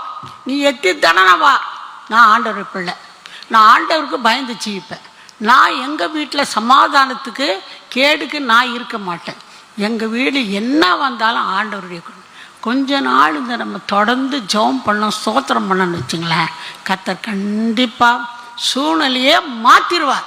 அல்லேலூயா. அவரால் முடியும். எங்கள் வீட்டுக்காரர் எப்போ அவ்வளோதான் யோசிக்காதீங்க, அவரை மாற்ற அவரால் முடியும். அல்லேலூயா. கணவரை மாற்ற கர்த்தரால் முடியும், அவரால் முடியாத காரியம் ஒன்றுமே இல்லை. கர்த்தர் நாம ஸ்தோத்திரம். எபேசியர் 4:31 32 படிங்க. படிச்சோன்னு நினைக்கிறேன். அன்றியும் நீங்கள் மீட்கப்படும் நாளுக்கென்று முத்திரையாக பெற்ற தேவனுடைய பரிசுத்த ஆவியை துக்கப்படுத்தாதிருங்கள். பரிசுத்த ஆவியை துக்கப்படுத்தாதிருங்கள். ஹல்லேலூயா. அப்போ சபையில கூட நம்ம அதையே ஜாக்கிரதையாகணும். சபையில கூட நம்ம ஒருத்தர் யாரு? சகோதரிங்க தான். அம்மாவா இல்லையா? படிச்சிருக்கலாம், படிக்காது இருக்கலாம், அழகா இருக்கலாம், பணம் இருக்கலாம், இல்லை எதுவாக இருந்தாலும் ஆல் ஆர் ஈக்குவல். ஹல்லேலூயா. எல்லாம் கர்த்தர் பிள்ளைங்க. அதனால் நம்ம என்ன செய்யணும்னு சொன்னால், நம்ம கண்டிப்பாக ஒருத்தரோடு ஒருத்தர் சமாதானமாக இருக்கணும்னு கர்த்தர் விரும்புகிறார். இது இந்த சமாதானத்துக்கு எடுக்கிறது பிசாஸ் பிளான் போடுவோம். அதில் நம்ம ஜாக்கிரதையாக இருக்கணும். அதுக்கு அடுத்தது பார்க்கும்போது இந்த கசப்பை எப்படி மேற்கொள்றதுன்னு பார்த்தா, எபிரேயர் 12:3. எபிரேயர் 12:3. ஆகையால் நீங்கள் இளைப்புள்ளவர்களாய் உங்கள் ஆத்துமாக்களில் சோர்ந்து போகாதபடிக்கு தமக்கு விரோதமாய் பாவிகளால் செய்யப்பட்ட இவ்விதமான விபரீதங்களை சகித்த அவரையே நினைத்துக் கொள்ளுங்கள். இவ்விதமாக என்ன பண்ணாரா ஆண்டவர்? சகித்த விபரீதங்களை சகித்த அவரையே நினைத்துக் கொள்ளுங்கள். விபரீதம் நடந்துச்சு ஆண்டவருக்கு. ஆனால் அவர் என்ன பண்ணாரு? பொறுமையாக சகிச்சுருந்தார். ஒன்று எப்பவுமே நம்ம கேட்கணும் ஆண்டவர்னா, தெரியுமா, ஆண்டவரே உண்மை போல என்னை மாற்று. ஹல்லேலூயா. ஹல்லேலூயா. அவரை போல பெர்ஃபெக்ட் யாரும் கிடையாது. யாரையும் நம்ம என்ன பண்ண முடியாது, நம்மளுக்கு ஃபாலோவரோ இல்லை நமக்கு முன்னோடி நம்ம யாரையுமே நினைக்க முடியாது. கர்த்தரை தான் பார்க்கணும். அவருக்கு விரோதமாக விபரீதங்கள் நடந்துச்சான். அந்த விபரீதங்களை என்ன பண்ணார் அவர்? என்ன செய்தார் அவர்? சகித்தாரே. இது ரொம்ப முக்கியம். இப்போ கேளுங்க, ஆண்டவரே நீங்கள் எப்படி சகிச்சிங்களோ அந்த மாதிரி எனக்கு கிருபை தாங்க, அந்த விபரீதங்களை சகிக்க எங்களுக்கு உதவிச்சிங்க. எல்லாம் கை உயர்ந்து ஒரு நிமிஷம் ஜெபம் பண்ணலாமா? கர்த்தாவே ஸ்தோத்திரிக்கிறையா, ஆண்டவர் உமக்கு எவ்வளோ சோதனை வந்துச்சப்பா, எவ்வளோ விபரீதமான காரியங்கள்லாம் வந்ததப்பா. ஆண்டவரே தீரவாசியர என்னை ஒப்பு கொடுக்குறேன்ப்பா. ஆண்டவரே நீங்கள் சகித்தது போல உம்மை போல என்னை மாற்றுங்கப்பா, உம்மை போல என்னை மாற்றுங்கப்பா. அவ்வளோ பயங்கரமான சிலுவையில் கொடூரமான சிலுவையில் அரைஞ்ச போதெல்லாம் ஆண்டவரே இவளுக்கும் பிதாவே மன்னிங்கன்னு கேட்டிங்களே, அதை போல் எல்லாரையும் மன்னிக்க ஆண்டவரே சகித்து கொள்ள எனக்கு எங்களுக்கு கிருபை தாங்க, இயேசுவின் நாமத்தில் பிதாவே ஆமென். இந்த மாதிரி அப்பப்போ என்ன பண்ணணும்? ஜெபிக்கணும். ஜெபிச்சா கர்த்தர் நம்மளுக்கு அற்புதம் செய்வார். இன்னொரு காரியம் செய்யணும். மத்தேயு 5:44. இது முதல்ல சொல்லிக்கிறேன், இது கிறிஸ்தவங்களுக்கு வாய்ப்பாடு டேபிள். துயரப்படுகிறவர்கள் பாக்கியவான்கள், அவர்கள் ஆறுதல் அடைவார்கள். இல்லைம்மா, 5:44. மத்தேயு 5:44. ஆகையால் நான் உங்களுக்கு சொல்லுகிறேன், உங்கள் சத்துருக்களை சிநேகியுங்கள், உங்களை சபிக்கிறவர்களை ஆசீர்வதியுங்கள், உங்களை பகைக்கிறவர்களுக்கு நன்மை செய்யுங்கள், உங்களை பகைக்கிறவர்களுக்கு நன்மை செய்யுங்கள், உங்களை நிந்திக்கிறவர்களுக்காகவும் உங்களை துன்பப்படுத்துகிறவர்களுக்காகவும் ஜெபம் பண்ணுங்கள். ஹல்லேலூயா. நிந்திக்கிறவர்களுக்காக துன்பப்படுத்துகிறவர்களுக்கு என்ன பண்ணுமா? ஜெபம் பண்ணோம். என்னை யாருமே நிந்திக்க சொல்ல முடியுமா? சொல்லவே முடியாது. ஏன் தெரியுமா? பிசாசு பக்கத்திலே இருக்கிற இந்த வேலை தானே பண்ணிருக்கிறான் அவன். நம்ம கத்தரை விட்டு தூரப்படுத்தினோன்னு யாருன்னா ஒருத்தர் எழுப்பிடுவான். நல்லவங்களாக கூட இருப்பாங்க, அவங்க கொஞ்சம் வீக்னஸ் அவங்கள எழுப்பி விட்டுருவான். அவங்க அந்த மாதிரி எப்படி சொல்லுவாங்க, அப்படி பேசுவாங்க, அப்படி இப்படின்னா நம்ம என்ன பண்ணாக்கா அவளுக்காக நம்ம ஜெபம் பண்ணோம். அல்லேலூயா. நம்ம துன்பப்படுத்துறவங்களுக்காக ஜெபம் பண்ணணும். பேரை சொல்லி சொல்லி ஜெபம் பண்ணுங்க. நீங்கள் பேர் சொல்லி ஜெபம் பண்ணிங்களே வச்சுங்க, சத்துருங்களை சிநேகிங்க, சபிக்கிறவளை ஆசீர்வதிங்க. என்ன பண்ணலாம்? அவங்களுக்காக என்ன பண்ணலாம்? ஜெபம் பண்ணுங்க. அல்லேலூயா. இந்த மாதிரி ஜெபம் பண்ணால் இந்த கசப்பே நம்மளுக்குள்ளே வராது. அல்லேலூயா. அல்லேலூயா. வரவே வராது. இதுக்கு முன்னால் நான் ஒன்று சொல்லியிருக்கிறேன். அது என்னன்னு சொன்னால், ஒரு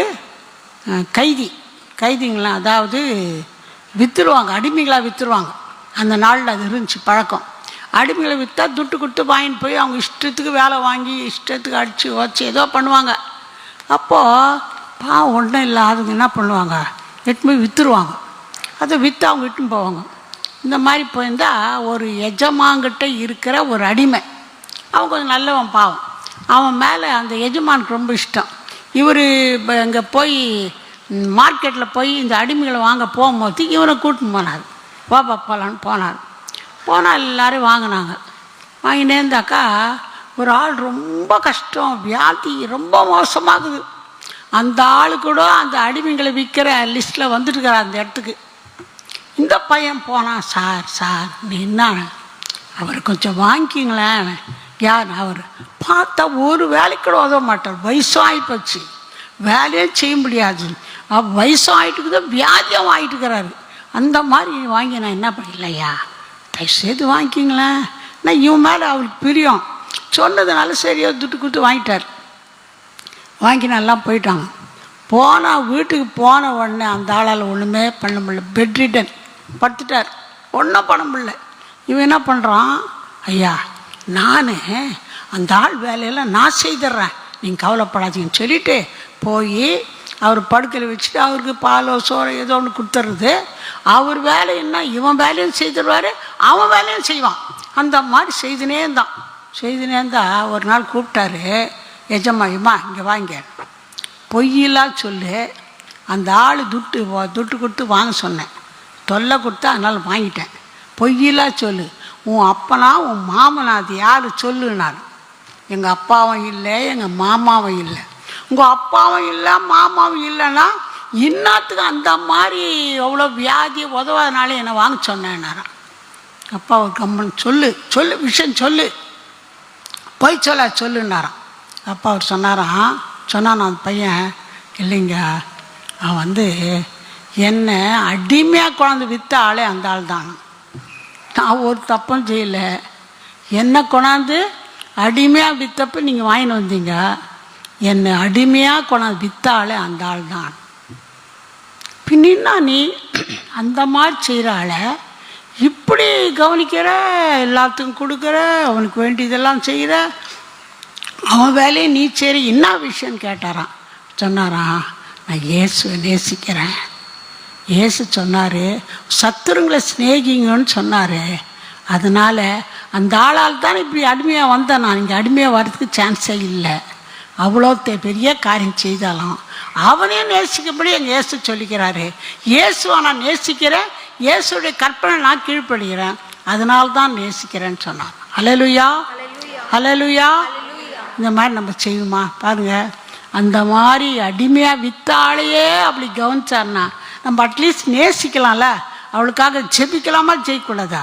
ஜெபிச்சோமா இந்த கசப்பு நமக்குள்ளே வரவே வராது.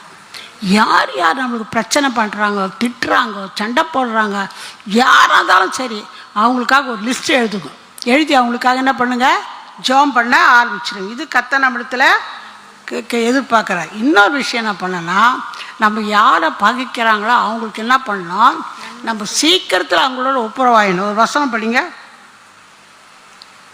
நான் உங்களுக்கு சொல்லுகிறேன், உங்கள் சத்துருக்களை சிநேகியுங்கள், உங்களை சபிக்கிறவர்களை ஆசீர்வதியுங்கள், உங்களை பகைக்கிறவர்களுக்கு நன்மை செய்யுங்கள், உங்களை நிந்திக்கிறவர்களுக்காகவும் உங்களை துன்பப்படுத்துகிறவர்களுக்காகவும் ஜெபம் பண்ணுங்கள்.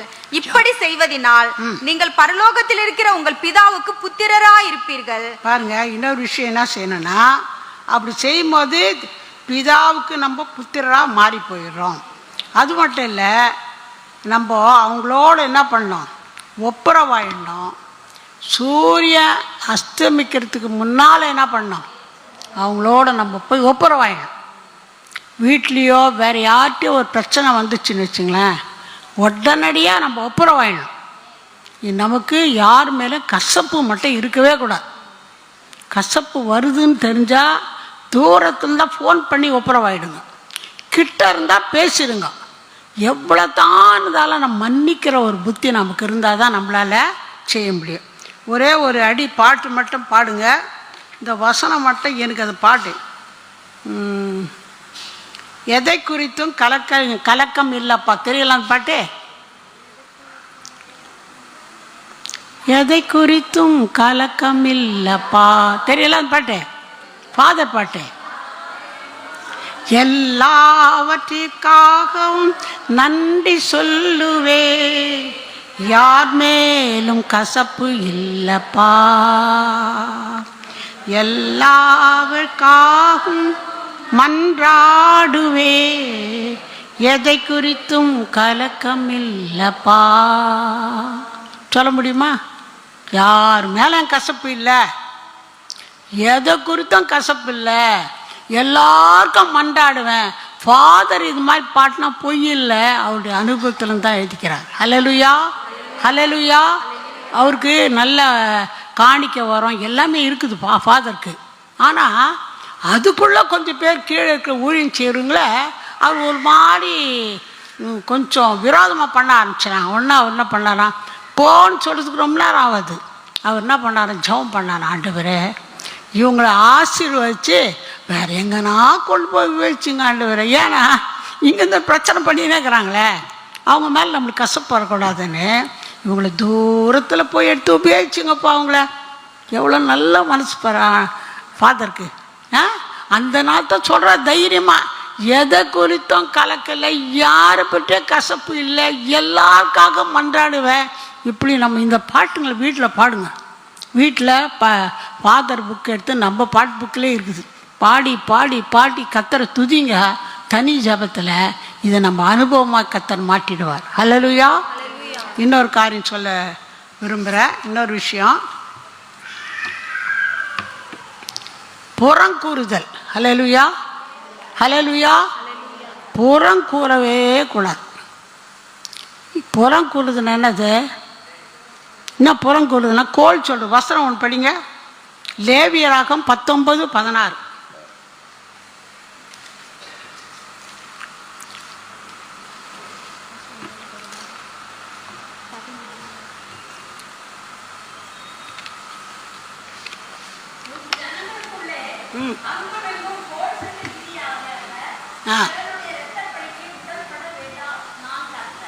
ஹல்லேலூயா. அங்கும் இங்கும் ஜனத்துக்குள்ள கோல் சொல்லி திரியாயாக. இது நியாய பிரமாணத்திலே தேவ கட்டளை. இது ரொம்ப பயங்கரமான ஒரு காரியம். இதுக்கு நிறையா வசனம் இருக்குது. முக்கியமான ஒரு காரியம் நம்ம டைமுக்குள்ளே முடிக்கணும். அதனால் அப்போது நம்ம என்ன சொல்லக்கூடாது, யார் சொன்னாலும் எதை குறித்தும் யாருக்கிட்டையும் கோல் சொல்லக்கூடாது. ஹல்லேலூயா, ஹல்லேலூயா. இது சபையில் ரொம்ப குழப்பத்தை உண்டாக்கும். சபையில் எங்கே போனாலும் குழப்பம் உண்டாகும். பாருங்க, இதனால் என்ன நடக்குதுன்னா, 1 கொரிந்தியர் 13:6, 1 கொரிந்தியர் 13:6. இன்னொருத்தர் கலாத்தியர் 5:14-15. அநியாயத்தில் சந்தோஷப்படாமல் சத்தியத்திலே சந்தோஷப்படும், சகலத்தையும் தாங்கும், சகலத்தையும் விசுவாசிக்கும், சகலத்தையும் நம்பும், சகலத்தையும் சகிக்கும். அன்பு ஒரு காலம் ஒழியாது. தீர்க்க தரிசனங்கள் ஆனாலும் ஒழிந்து போதுமா. அன்பு தாழ்ச்சினால் தான் இந்த வேலை வருது. அடுத்தது கலாத்தியர் 5:14-15.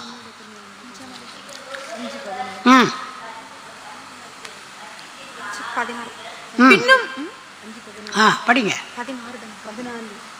கலாத்தியர் 5:14-15. உன்னிடத்தில் நீ அன்பு கூறுவது போல பிறனிடத்திலும் அன்பு கூறுவாயாக என்கிற இந்த ஒரே வார்த்தையிலே நியாயப்பிரமாணம் முழுவதும் நிறைவேறும். நீங்கள் ஒருவரை ஒருவர் கடிந்து பட்சித்தீர்களானால் அழிவீர்கள். அப்படி ஒருவரால் ஒருவர் அழிக்கப்படாதபடிக்கு எச்சரிக்கையாயிருங்கள். பின்னும் நான் சொல்லுகிறது என்னவென்றால், ஆவிக்கேற்றபடி நடந்து கொள்ளுங்கள், அப்பொழுது மாம்ச இச்சையை நிறைவேற்றாதிருப்பீர்கள். போதுமா? ஹல்லேலூயா. அன்பு தாழ்ச்சி வந்தாலே இந்த வேலை நடக்கும். அடுத்தது கர்த்தர் நம்மளை பார்க்குறாருன்றது நம்மளுக்கு தெரியணும்.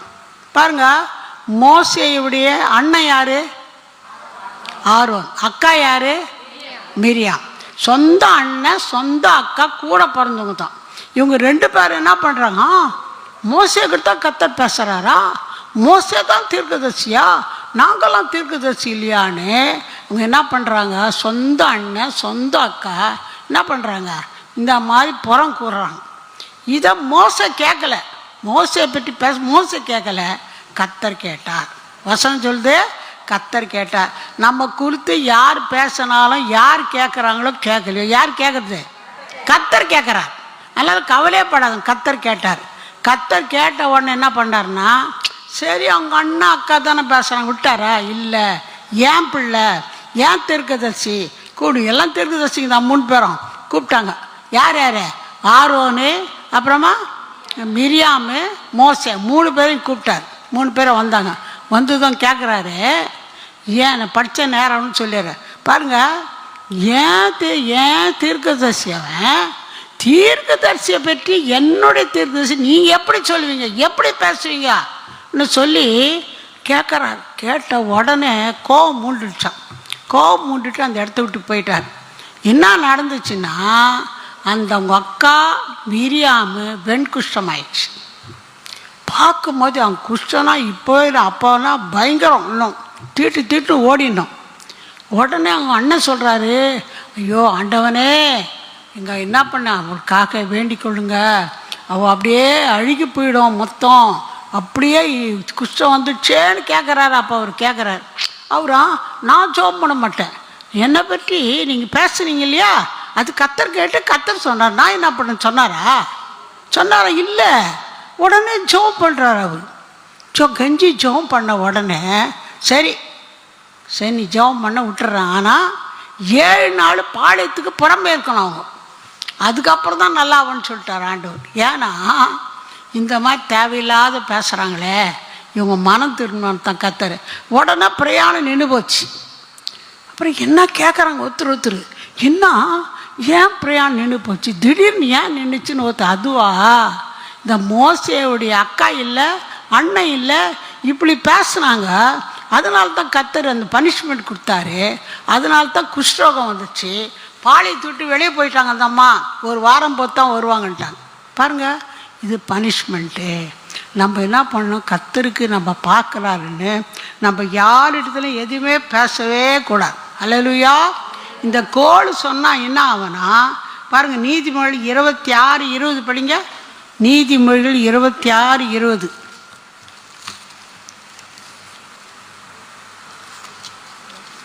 விறகில்லாமல் நெருப்பு அவியும், கோல் சொல்லுகிறவன் இல்லாமல் சண்டை அடங்கும். விறகில்லாமல் நெருப்பு அணைஞ்சிடும், கோல் சொல்லுவது இல்லாமல் சண்டை அடங்கும்.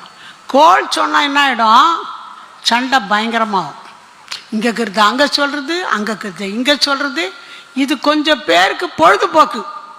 பி கேர்ஃபுல், செய்யக்கூடாது. பனிஷ்மெண்ட்டே பைபிள் வந்துங்க, நம்ம சொல்லவே கூடாது. யாரை பற்றி யார்கிட்டையும் எங்கேயுமே சொல்லாதீங்க, சரியா? வீட்லேயும் சொல்லக்கூடாது, சபையிலும் சொல்லக்கூடாது.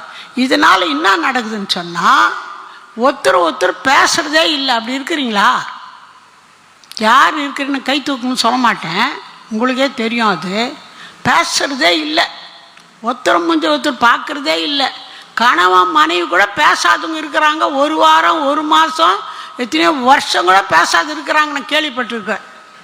நீங்கள் இருக்கிறீங்களா? அப்படி இருக்கக்கூடாது. உடனே ஒப்புரவாயிடணும். பேசு, நான் போன வாரமே சொன்னேன், டக்குன்னு நம்ம தான் ஒப்புரவாயிடணும். கணவர் புருனா கூட பரவாயில்ல, நீங்கள் போய் அவர்கிட்ட பேசிடுங்க. யார் கூட பிறந்தவங்களோ யாராக இருந்தாலும் பேசி ஒப்புரவாயிடுங்க. அப்போ தான் நம்ம கர்த்தர் ஆசீர்வதிப்பார். ஹல்லேலூயா, ஹல்லேலூயா. அப்போ இது சண்டைக்கு பல சண்டைக்கு வர்றதுக்கு ஆகிடும். ஆவிக்குரிய வளர்ச்சியில் கூட என்ன பண்ண முடியாது, வளரவே முடியாது. 1 பேதுரு 2ஆம் அதிகாரம் 1ஆம் வசனம் 2ஆம் வசனம். 1 பேதுரு. இப்படி இருக்க கர்த்தர் தயையுள்ளவர் என்பதை நீங்கள் ருசித்து பார்த்ததுண்டானால் சகல துர்குணத்தையும் சகலவித கபடத்தையும் வஞ்சகங்களையும் பொறாமைகளையும் சகலவித புறங்கூறுதலையும் ஒழித்து விட்டு. போதுமா? சகலவித புறம். அப்போ என்ன அர்த்தம்னா, இந்த புறங்கூறுதல வெரைட்டிஸ் இருக்குது, அப்படிதான் அர்த்தம். சகலவித புறங்கூறுதலையும் என்ன பண்ணுமா, ஒழித்து விடுறங்காடுறார். அல்லேலூயா. சின்ன பாவம் நினைக்காதீங்க, எந்தவித புறங்கூறுதெல்லாம் சொல்லவே கூடாது. அல்லேலூயா.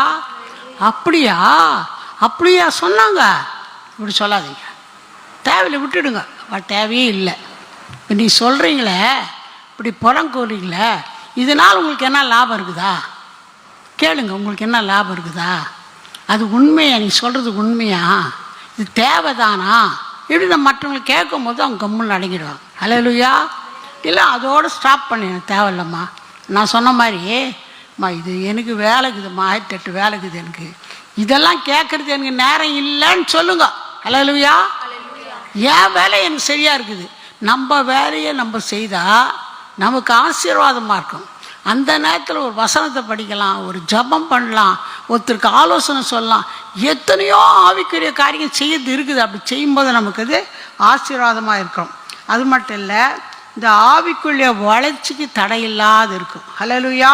இந்த பைபிளில் ஒரு உதாரணம் சொல்ல விரும்புகிறேன். ஒன்று என்னன்னா, முதலே சொல்லிட்டேன் மாதிரி, அது மோசே, ஆரோனு, மிரியாம் அவங்க மத்தியில் நடந்தது. இன்னொரு காரியம் என்னன்னா, ஒரு வசனம் படிங்க, 2 சாமுவேல் 16ஆம் அதிகாரம் 1-4. 2 சாமுவேல் 16:1-4. தாவீது மலையுச்சியிலிருந்து சற்றப்புறம் நடந்து போன போது, இதோ மேவி போசேத்தின் காரியக்காரனாகிய சீபா பொதிகளை சுமக்கிற 2 கழுதைகளை ஓட்டிக் கொண்டு வந்து அவனை சந்தித்தான். அவைகளில் 200 அப்பங்களும் வற்றலான 100 திராட்சை பழ குலைகளும் வசந்த காலத்து பலனான 100 குலைகளும் ஒரு துருத்தி திராட்சை ரசமும் இருந்தது. போதுமா? என்ன பண்றாரு, இது உங்களுக்கு தெரிஞ்சிருக்கும், அதனால ஒரு தடவை சொல்றேன். யாருன்னா, தாவீத சொந்த பிள்ளை என்ன பண்ணிட்டான், விரட்டி அடிச்சிட்டான். அவர் பேசாமல் போயிட்டார், வெறுங்காலோடு போயின்னுக்கிறார். போகும்போது எல்லாம் அவருக்கு வேண்டியவங்கெல்லாம் கூடவே வந்தாங்க, அவர் கூட ஆறுதல் வந்தாங்க. அதில் சீபான்றது யாருன்னாக்கா, இந்த மோவி பேச யாருன்னு தெரியுமா? யோனத்தானுடைய மகன். யோனத்தான் யார் தெரியுமா? சவுலுடைய மகன். இப்போ அவங்க குடும்பமே அழிஞ்சு போச்சு. யார்? சவுலுடைய குடும்பமே அழிஞ்சு போச்சு. யோனத்தானும் செத்துட்டான், எல்லாம் போயிட்டாங்க. இப்போ அவங்களுக்கு பின்னால் ராஜா வர்றதுக்கு யாருமே இல்லை. அந்த சூழ்நிலையில் இவர் ராஜா ஆயிட்டார் தாவீது ராஜாவானதும் உடனே என்ன பண்ணார்னா, நான் சவுலை அதாவது சவுல் ராஜாக்கராக இருந்தார், அவருக்குள்ளே யாராக இருந்தா, முக்கியமாக யோனத்தான் அவன் ஃப்ரெண்டு, யோனத்தானுடைய பிள்ளைங்க யாரோ ஒருத்தர் இருக்கிறாங்களா, நான் ஆதரிக்க வேண்டிய இருக்கிறோன்னு கேட்கலாம் பாருங்கள். அப்படி விரட்டி அடித்து செத்த போயிட்டாங்க அவங்க. ஆனால் கூட தாவீதுக்கு எவ்வளோ நல்ல குணம் பாருங்கள்.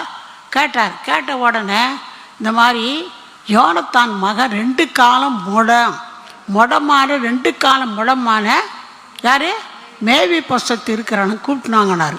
கூப்பிட்டு உடனே என்ன பண்ணார், என்னைக்கு டெய்லி இன்னிலேருந்து என் மேஜையில் என்னோட நீ சாப்பிடுவ, உனக்கு எல்லாமே கொடுத்துட்றேன், உனக்கு வேண்டியதெல்லாம் கொடுத்துட்டு உனக்கு ஒரு வேலை சர்வெண்ட்டு யாருன்னா சீபா வச்சிட்றான்னு.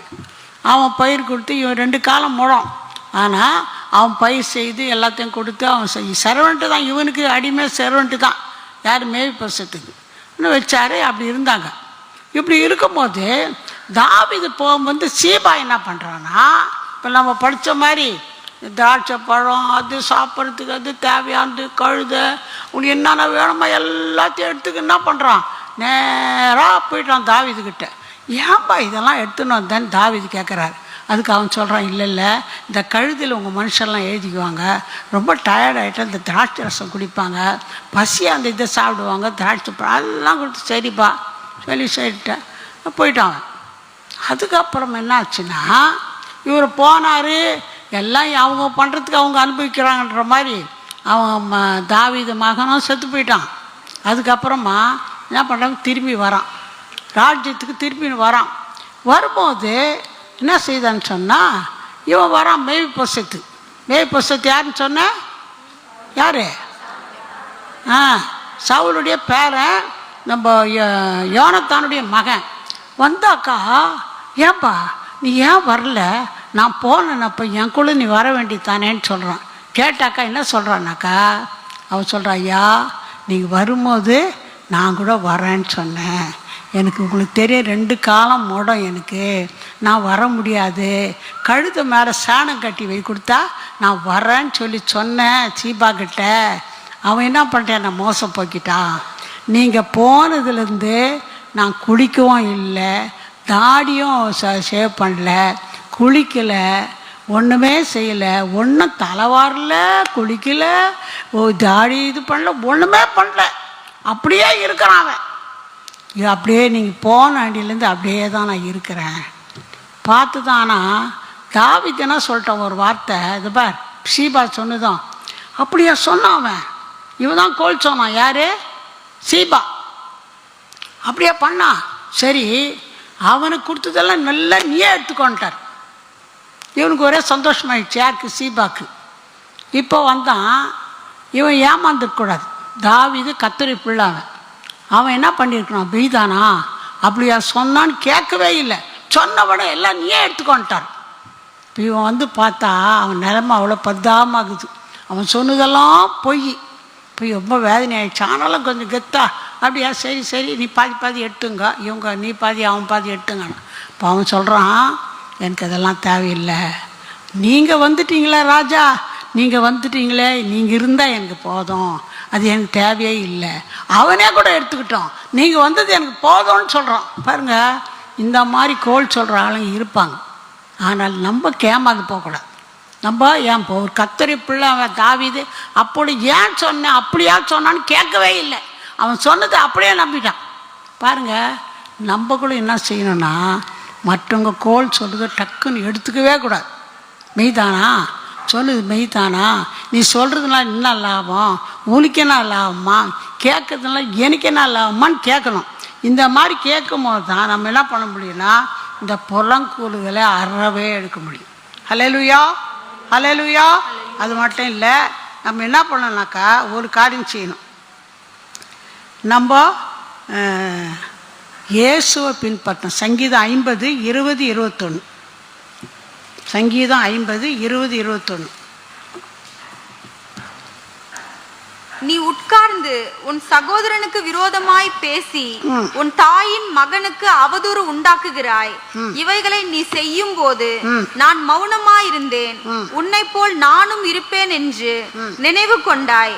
ஆனாலும் நான் உன்னை கடிந்து கொண்டு அவைகளை உன் கண்களுக்கு முன்பாக ஒவ்வொன்றாக நிறுத்துவேன். தேவனை மறக்கிறவர்களே, இதை சிந்தித்துக் கொள்ளுங்கள், இல்லாவிட்டால் நான் உங்களை பீறி போடுவேன். பாருங்க, மொத்தத்தில் இந்த புறங்கூறுதல் நம்மகிட்ட இருக்கக்கூடாது. ஹல்லேலூயா, ஹல்லேலூயா. அது மட்டும் இல்லை, நான் உங்களை குறித்து யாருன்னா பேசுகிறாங்க புறங்கூறுனா என்ன பண்ணுங்க, அதை நீங்கள் தடுக்காதீங்க. அதே நேரத்தில் அதை தாங்கி கொள்ளுங்க. அது மட்டும் இல்லை, அவங்கள தாக்காதீங்க. புறங்கூறு என்ன செய்தீங்க, தாக்காதீங்க. அது இன்னொரு காரியம் செய்யணும், அவங்களுக்காக ஜெபம் பண்ணணும். ஹல்லேலூயா, அவங்களுக்காக ஜெபம் பண்ணணும். இது நம்ம செய்ய வேண்டிய காரியம். இப்போது இந்த மாதிரி கசப்பு வச்சினாலும் புறங்கூறினாலும் புறங்கூறுதை கேட்டாலும் நம்ம ஜெபிக்கவே முடியாது. ஆமாவா இல்லையா? கசப்பு வச்சுக்கின்னு நம்ம ஒரு காலம் ஜெபம் பண்ணி பதில் வரவே வராது. இதுதான் ஆசீர்வாதத்துக்கு தடை. இது ரொம்ப முக்கியமான ஒரு காரியம். அப்போ ஒன்று செய்யணும், குற்றங்களை ஒருத்தருக்கு அறிக்கையிட்டு இல்லை அவங்கள தனியாக கூப்பிட்டு பேசி என்ன பண்ணணும், குற்றங்களை அறிக்கையிட்டு ஒருவருக்கொரு நம்ம ஜெபிக்கணும். இன்னொரு காரியம், நன்மையானவளே சிந்திக்கணும். அல்லேலூயா. நான் பேசுறது எனக்கு லாபமா இல்லை அவங்களுக்கு லாபமா, இதனால் ஒன்றும் இல்லை, நான் கர்த்தருக்கு பிரியமாக இருக்கணும். அல்லேலூயா. இது ரொம்ப முக்கியமான ஒரு காரியம். இந்த கிரேக்க பாஷையில் டயபோலஸ் சொல்லி ஒரு வார்த்தை, பிசாசுக்கு என்ன வார்த்தையா? டயபோலஸ். அப்படின்னா என்ன அர்த்தம்? புறங்கூறுவன். யாரு? பிசாசுன்னு அர்த்தம் புறங்கூறணும். அப்போ நம்ம புறங்கூறு, நம்ம யார் ஆகிடுவோம்? பிசாசு ஆகிடுவோம். அதனால் நம்மக்கிட்ட இது இருக்கவே இருக்கக்கூடாது. அதனால் நம்ம முழுசமாக கர்த்தருக்கு ஒப்பு கொடுப்போம். ஹல்லேலூயா. கர்த்தர் இது நம்ம இடத்துல எதிர்பார்க்குறாரு. அந்த பாட்டை நம்ம மறுபடியும் பாடலாம். என்ன பாட்டு?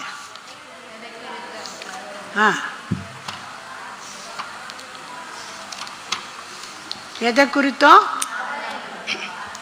எதை குறித்தும் கவலை இல்லப்பா, எல்லாவற்றுக்காக நன்றி சொல்லுவே, யார் மேலும் கசப்பு இல்லப்பா, எல்லாவர்க்காகவும் மன்றாடுவே, எதை குறித்தும் கலக்கம் இல்லப்பா, எதை குறித்தும் கலக்கம் இல்லப்பா, எல்லாவர்க்காகவும் நன்றி சொல்லுவே, யார் மேலும் கசப்பு இல்லப்பா, யார் மேலும் கசப்பு இல்லப்பா, எல்லாவர்க்காகவும் மன்றாடுவே, எதை குறித்தும் கலக்கம் இல்லப்பா. ஹல்லேலூயா. எதை குறித்தும் நம்ம கலக்கம் இல்லாத இருக்கணும்னா நம்ம என்ன செய்யணும்னா எல்லாத்துக்கும் நன்றி சொல்லணும். ஹல்லேலூயா. ஃபாதர் பாட்டுக்கு மட்டும் ரொம்ப கருத்தான பாட்டுங்க. எத்தனையோ முறை நான் பார்த்துக்கிறேன், கர்த்தர் வசனம் மூலமாக பேசுகிறாரு. இந்த ஃபாதர் பாட்டு மூலமாக எத்தனையோ தரம் என்கிட்ட பேசியிருக்கார் கர்த்தர். என்னென்னா அவர் வார்த்தை இல்லை, அதெல்லாம் நல்லா ஆவிக்குள்ளே இருந்து வசனத்தை தான் பாடுறாரு அவர். அதனால் எத்தனையோ பாட்டுக்கு வந்து யூடியூப்பில் இல்லைன்ல, இது கதையே வேறு, இவர் பாட்டே வேறு. அப்போது இதை வீடுங்களை கூட தனியாக பாடுங்க. தனியாக ஃபாதர் பாட்டு வச்சு நல்லா பாட்டு பாருங்க. கண்டிப்பாக அந்த பாட்டு மனசில் பதிஞ்சுன்னா கர்த்தர் கர்த்தர் நம்மக்கிட்ட பேசுவார். அவர் அருமையாக சொல்கிறார், எதை குறித்து எனக்கு கலக்கம் இல்லை. அது மட்டும் இல்லை சொல்கிறாரு, எல்லாவற்றுக்காக என்ன பண்ணுவேன்? நன்றி சொல்லுவேன். நீ எல்லாவற்றுக்கும் நன்றி சொன்னால் ப்ராப்ளமே இல்லை. அது மட்டும் இல்லை, யார் மேலும் கசப்பு இல்லை. எல்லாவற்றுக்காக எல்லாருக்காக மன்றாடுவேன். செய்வீங்களா? எல்லாருக்கும் சத்துருவோ யாருக்கும் மன்றாடினா கசப்பு வெறுப்பு விரோதம் வர்றதுக்கே சான்ஸே இல்லை. அது மட்டும் இல்லை, ஒரு வார்த்தை சொல்கிறேன் என்னன்னாக்கா, நமக்கு இச்சை கூட ஒரு பாவம், இச்சை கூட ஒரு குழி நரி, சிறு நரி. இச்சை, பிறர் பொருளையோ பிறர் காரியத்தை எதுவுமே இச்சிக்கக்கூடாது. ஏனோ சொல்லணும்னு ஏவுதல் வரனால சொல்கிறேன். என்ன விஷயம்னா, ஒரு தடவை ஏசன்னா தெரியும்ல, ஏசன்னா தெரிஞ்சு ரொம்ப பேருக்கு உங்களுக்கு தெரியுமேனாவோ, ஏசன்னா நம்ம ஃபாதருக்கு அவர் இது கூட்டத்தில் நாங்கள்லாம் போயிருக்கிறோம். குண்டூருக்கு போய் அவங்க கன்வென்ஷனில் நம்ம ஃபாதர் தான், நம்ம பெரிய பாஸ்டர் தான் அங்கே மெசேஜ் கொடுப்பார். அவங்க கன்வென்ஷன் கொடுத்துல அப்போ போயிருக்கிறோம். இங்கே நம்ம பாஸ்டர் செத்த போல் வந்தார். அவர் பெரிய ஊழியக்காரர், அவர் ஆந்திராவில். அவர் நல்லா ஊழியம் செய்தார். 7 வயசுலேருந்து 15 வயசு தான் நினைக்கிறேன். அது வரலும் நினைவில்லாத எங்கே இருந்தாரன்னா, நடு தெருவில் நெல்லூரில், ஆந்திராவில் நெல்லூரில் நடு ரோட்டில் என்ன பண்ணுறாராம், ரத்தம் கக்கினே அப்படியே பிச்சைக்காரன் மாதிரி எங்கே இருக்கிறோன்னு தெரியாத குப்பையில் இருக்கிற இந்த என்னென்ன ஹோட்டல் குப்பையில் இருக்குது பாருங்க, அதை பொறுக்கி சாப்பிடுவாராம். பெரிய பணக்கார மகன். அவங்க வீட்டில் இவர் எங்கிறான்னு தெரில, இவன் எங்கே இவர் எங்கிறான்னு தெரில. அப்படி இருந்தப்போ ஒரு குடும்ப ஜெபம் நடந்துச்சான் ஒரு வீட்டில். அந்த வீட்டில் குடும்ப ஜெபம்னு இவர் தெரியாதப்போ இந்த குடும்ப ஜெபத்தில் உக்காண்டாராம். உக்காந்தா அவங்களுக்கு என்னடா இப்படி இருக்கிறான், பிச்சைக்காரன் மாதிரி இருக்கிறான், இந்த மாதிரி இருக்கிறான், இவன் வந்துட்டான், நம்ம செருப்பை திருன்னு வந்தானோ இன்னொன்று இவங்களுக்கு ஒரு மாதிரி ஆயிடுச்சு.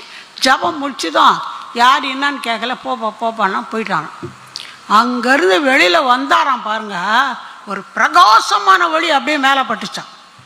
வந்த உடனே கர்த்தர் அவரோட பேச ஆரம்பிச்சிட்டார். நம்ம எங்கே இருக்கிறோம், நம்ம ஏன் இங்கே இருக்கிறோம், மன தெளிவு வந்துச்சு. எல்லாம் சொல்கிறாங்களாம், அவங்க அப்பாங்க தாத்தனுங்கெல்லாம் ஆடை வெட்டி பச்சை ரத்தத்தை குடிப்பானுங்க, இப்போ அந்த ரத்தத்தை இவன் கக்கறான், கர்மான்வாங்க. அந்த மாதிரி இருந்த ஆள் கர்த்தர் அந்த ஒளி பட்ட உடனே அப்படி நான் எங்கே இருக்கிறேன் என்னன்னு சொல்லி வீட்டுக்கு போனாராம். வீட்டுக்கு போய் அதுக்கப்புறமா அவன் குளித்து ரெடியாக அதுலேருந்து ஒரு பெரிய ஊழியக்காரர் ஆகிட்டார். ஹல்லேலூயா, பெரிய ஊழியக்காரர் ஆகிட்ட பிறகு என்ன நடந்துச்சுனாக்கா, அந்த ஊழியக்காராக இருந்தது மட்டும் இல்லை, சொத்து ஆஸ்தியெல்லாம் நம்பலையாம்.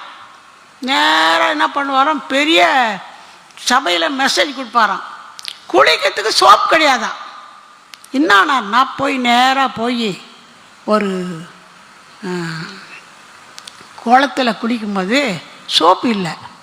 என்ன பண்ணாராம், அங்கங்கே குளிச்சுட்டு துணி துவைச்சிட்டு சோப்பு போட்டுக்கிறாங்க, சின்ன சின்ன துண்டு சோப்பு, அதெல்லாம் எடுத்து அது மொத்தம் அப்படி வச்சு அதை வச்சு துணி துவைச்சி குளிச்சுட்டு நேராக டைரெக்டாக மெசேஜ் கொடுக்க வந்துடுவாராம். பாருங்க எவ்வளோ இது எதுக்கு சொல்ல வச்சார் ஆவியானவர்னா, இந்த கசப்பு ஜனங்களுக்கு இருக்குதுன்னா, ஜனங்களுக்கு மட்டும் இல்லை கசப்பு, ஏன் மேலே கூட கசப்பு இருக்குதுன்னு சொல்லுன்றார் ஆண்டவர். கர்த்தர் என்ன பண்ணிட்டாரு, கர்த்தர் என்ன கொடுத்துட்டாரு, கர்த்தர் என்ன செய்ய, இந்த மாதிரி பேசாதீங்க. பாருங்க, அந்த மாதிரி நேரத்தில் கூட அந்த சோப்பை வச்சு துணி துவைச்சி குளித்தாலும் ஒரு வார்த்தை முறுமுறுக்கலை. இன்னைக்கு எல்லா ஊர் இந்தியா முழுசும் எங்கெங்கோ சபை இருக்குது, பெரிய பெரிய சபைங்கள்லாம் இருக்குது, பெரிய பெரிய ஊழியக்காரங்களாம் ஆகிட்டாங்க, நிறைய சபைங்க. அவர் மூலமாக வந்த சபைங்க, அவருடைய சபைங்க, அவர் கீழே இருந்தவங்க. இதுக்கெல்லாம் காரணம் என்னன்னா, அவ்வளோ கர்த்தரை பொறுத்து கர்த்தர் மேலே குறை சொல்ல, மனுஷன் மேலே குறை சொல்ல, அது மட்டும் இல்லை எந்த விதத்திலும் கர்த்தருக்காக ஜீவிச்சான். அது கர்த்தரா. அப்போ எதுக்காக சொல்கிறேன்னா, நம்ம சூழ்நிலை இப்படியே இருக்கோம்னு நினைக்காதீங்க. கர்த்தரால் எல்லாம் செய்ய முடியும், எல்லாத்தையும் மாற்ற முடியும். ஓ ரபாஷிரா வரபா, நீ எந்த நிலையில் இருந்தாலும், எந்த கஷ்டத்தில், எந்த பிரச்சனை இருந்தாலும் உன் பிரச்சனையை மாற்ற அவரால் முடியும். அது பாரு, பிரகாசமான காரியமாக மாற்ற அவரால் முடிஞ்சு. ஏசன்னாவை மாற்றினார்னா இன்றைக்கி நம்மளை மாற்றுவாரா, மாற்ற மாட்டாரா? அது மட்டும் இல்லை, ஒரு சின்ன காரியம் சொல்லி முடிச்சிடுறேன். அதில் ஒரு வீட்டுக்கு ஜெபம் பண்ண கூப்பிட்டாங்களாம். இது நான் சொன்னதில் குடும்ப ஜெபம் கண்டிப்பாக பண்ணோம் நம்ம, அதுக்காக அந்த சொன்னேன். இன்னொன்று, ஒரு வீட்டில் ஜெபம் பண்ண கூப்பிட்டோம். என்னன்னா, ஐயா எவ்வளோ ஜெபம் பண்ணுறோம், எங்களுக்கு ஒன்றுமே பதிலே வரல, தடையாகுது, எங்களால் தெரிலன்னு. அப்போ ஜெபம் பண்ணால், ஆண்டவரே இந்த பசங்க ஒழுங்காக தான் சர்ச்சைக்கு வராங்க, காணிக்கொழி எல்லாம் பண்ணுறாங்க, இவங்களுக்கு ஏன் ஆசீர்வாதம் தடை என்ன ஆண்டவரேன்னு ஜெபம் பண்ணின்னா, தோசைக்கல்லை காட்டுறாராம் கர்த்தர். என்னது தோசைக்கல்? அப்போ சொன்னார், ஏம்மா இன்னும் கர்த்தர் தோசைக்கல்லை காட்டுறாரு, எனக்கு என்ன விஷயம், எனக்கு ஒன்றும் புரியல. ஆனால் அவங்களுக்கு புரிஞ்சிச்சு. அவங்க சொன்னாங்களா, ஐயா நான் அப்பவே சொன்னேன் என் மனைவிக்கு, அவங்க தோசைக்கல்லை எட்டுன்னு வராத, பக்கத்து வீட்டில் வாங்கினத கொடுத்துருன்னு சொன்னேன். நான் இது தூக்கினே வந்துச்சு இந்த அம்மா. என்ன விஷயம்னு கேட்டால், நல்ல தோசைக்கல் அந்த மாதிரி இந்த பக்கம் கிடையாதான், நார்த் இந்தியாவில் மிலிட்ரியில் வேலை செய்தார் அவருக்கு. பக்கத்து வீட்டில் வாங்கி தோசை சுட்டுருந்தாங்களாம். சரி, வரும்போது என்ன பண்ணிட்டாங்கன்னா, இது கொடுத்துட்டு வந்துடு, அவங்கள்து நம்மள்து இல்லைன்னு சொன்னார் அவங்க வீட்டுக்காரு. இந்த அம்மா, அட சும்மா இருங்க, அவங்க வாங்கிக்கிறாங்க, வேறு நம்ம எடுத்துன்னு போயிடலாம், எட்டுன்னு வந்துட்டாங்களாம். இவங்க ஜபம் பண்ணால் இவங்களுக்கு ஜபத்துக்கு தடையாகவே இருக்குதான், ஒன்றும் ஆசீர்வாதமே வரலையா. இப்போ இதுதான் விஷயம். ஐயா நான் எனக்கு என்ன தெரியும், நீங்கள் தோசைக்கல் வாங்கினது எனக்கு ஒன்று ஆண்டவர் தெரியும், ஆண்டவர் பார்க்குறாரு இல்லையா, அதனால தான் இப்படி வந்துச்சு. முதல்ல பேக் பண்ணி அவங்களுக்கு அனுப்புங்க, பிறர் பொருளை இச்சிக்காத, உண்டு இல்லாது நீ வாங்கிக்கோ, அவங்ககிட்ட அவங்க பொருளை எடுத்து வச்சு நீ உண்டுன்னு சுகந்து வச்சா என்ன பண்ணுறதுன்னு சொன்னாங்க. எதுக்காக சொல்கிறேன்னா, பிறர் பொருளை இச்சிக்கக்கூடாது. அல்லேலூயா. எந்த காரியத்தை இச்சா கூட ஒரு சிறு நரி கோழி, எந்த காரியத்தில் ஏதாவது மற்ற பொருளோ மற்றவங்களுடைய காரியமோ எதுவுமே இச்சிக்காதீங்க. அதனால் இதெல்லாம் கூட ஒரு ஆசீர்வாதத்துக்கு தடை. அல்லேலூயா. இன்னொரு காரியம், குறை சொல்லாதீங்க. யார் மேலேயும் குறை சொல்லாதீங்க. கர்த்தரை பற்றி என்ன செய்துட்டார், என்ன நடந்துச்சு, நான் ஜெபம் பண்ணுறேனே கிடைக்கலையே, என் மேலே குறை சொல்கிறாங்க ஆவியான திட்டமாக என்னோட பேசினார் இன்னைக்கு. அந்த மாதிரி யாரோ இருக்குதுனால தான் கர்த்தர் பேசினார். கர்த்தரால் முடியாத ஒன்றும் இல்லை, எல்லாவற்றையும் அவர் செய்வார். ஆனால் கர்த்தர் மேலேயோ மனுஷர் மேலேயோ குறையே சொல்லாது. அல்லேலூயா. எதையும் கசப்பு, கர்த்தர் மேலே கூட கசப்பு வச்சுக்காது. இஸ்ரவேல் ஜனங்க பண்ணுது அதுதான். அந்த மாதிரி நம்ம செய்யக்கூடாது. அல்லேலூயா. அல்லேலூயா. கர்த்தர் இந்த வசனங்களை ஆசீர்வதிப்பாராக. நம்ம ஜெபம் பண்ணலாம். உங்கள் காரியம் எதுவாக இருந்தாலும் கவலைப்பா, சீர வரபா, ஓர பரபா, தீர வரபா, லபா தீர வரபா. உங்கள் பிரச்சனை எதுவானா இருக்கலாம், என்ன இதாலாம் இருக்கலாம், எதுவானா இருக்கலாம். நீங்கள் ஜெபம் பண்ணி ஒரு வேளை பதில் வராது இருக்கலாம். என்ன காரணம் கத்துட்டு கேளுங்க. அப்பா என்ன சிறு நரிக்குது, என்ன கத்தாவே ஆண்டவரே சோத்திரிக்கிறையா, என்ன காரியம் ஆசீர்வாதத்துக்கு தடையானது என்ன இருக்குது காட்டுங்க அப்பான்னு கேட்டா, கத்தர் கேட்டா சின்ன காரியமா பெரிய காரியமா அதை கத்தட்ட அறிக்கையிடுங்க. ஆண்டவரே என்னை மன்னியுங்க, என்னை மன்னியுங்க, ரத்தத்தினால கழுவுங்க. பதி ரபா லபா திரவரபா.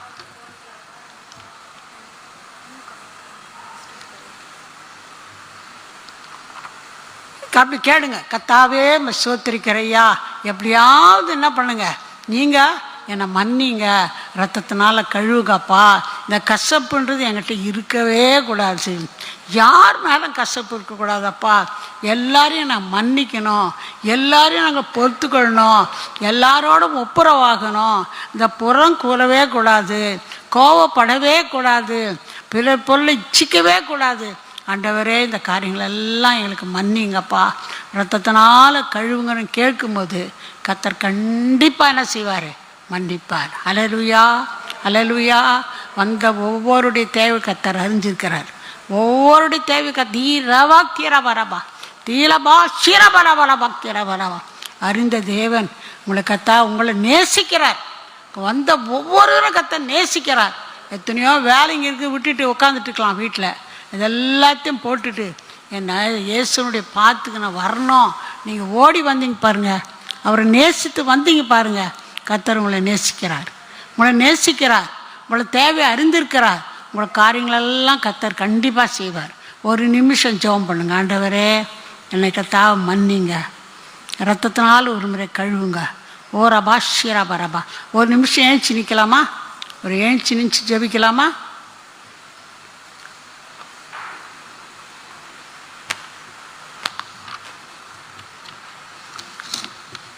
ஒரு நிமிஷம் அறிக்கையிட்டு ஜெபம் பண்ணலாம். ஆண்டவரே என் குறைகளை மன்னிங்கப்பா, நீங்கள் ஆசீர்வாதிக்காதப்பானா நான் ஆசீர்வாதம் பெற்றுக்கொள்ளவே முடியாதப்பா. உங்களுடைய ஆசீர்வாதம் எனக்கு வேணும்.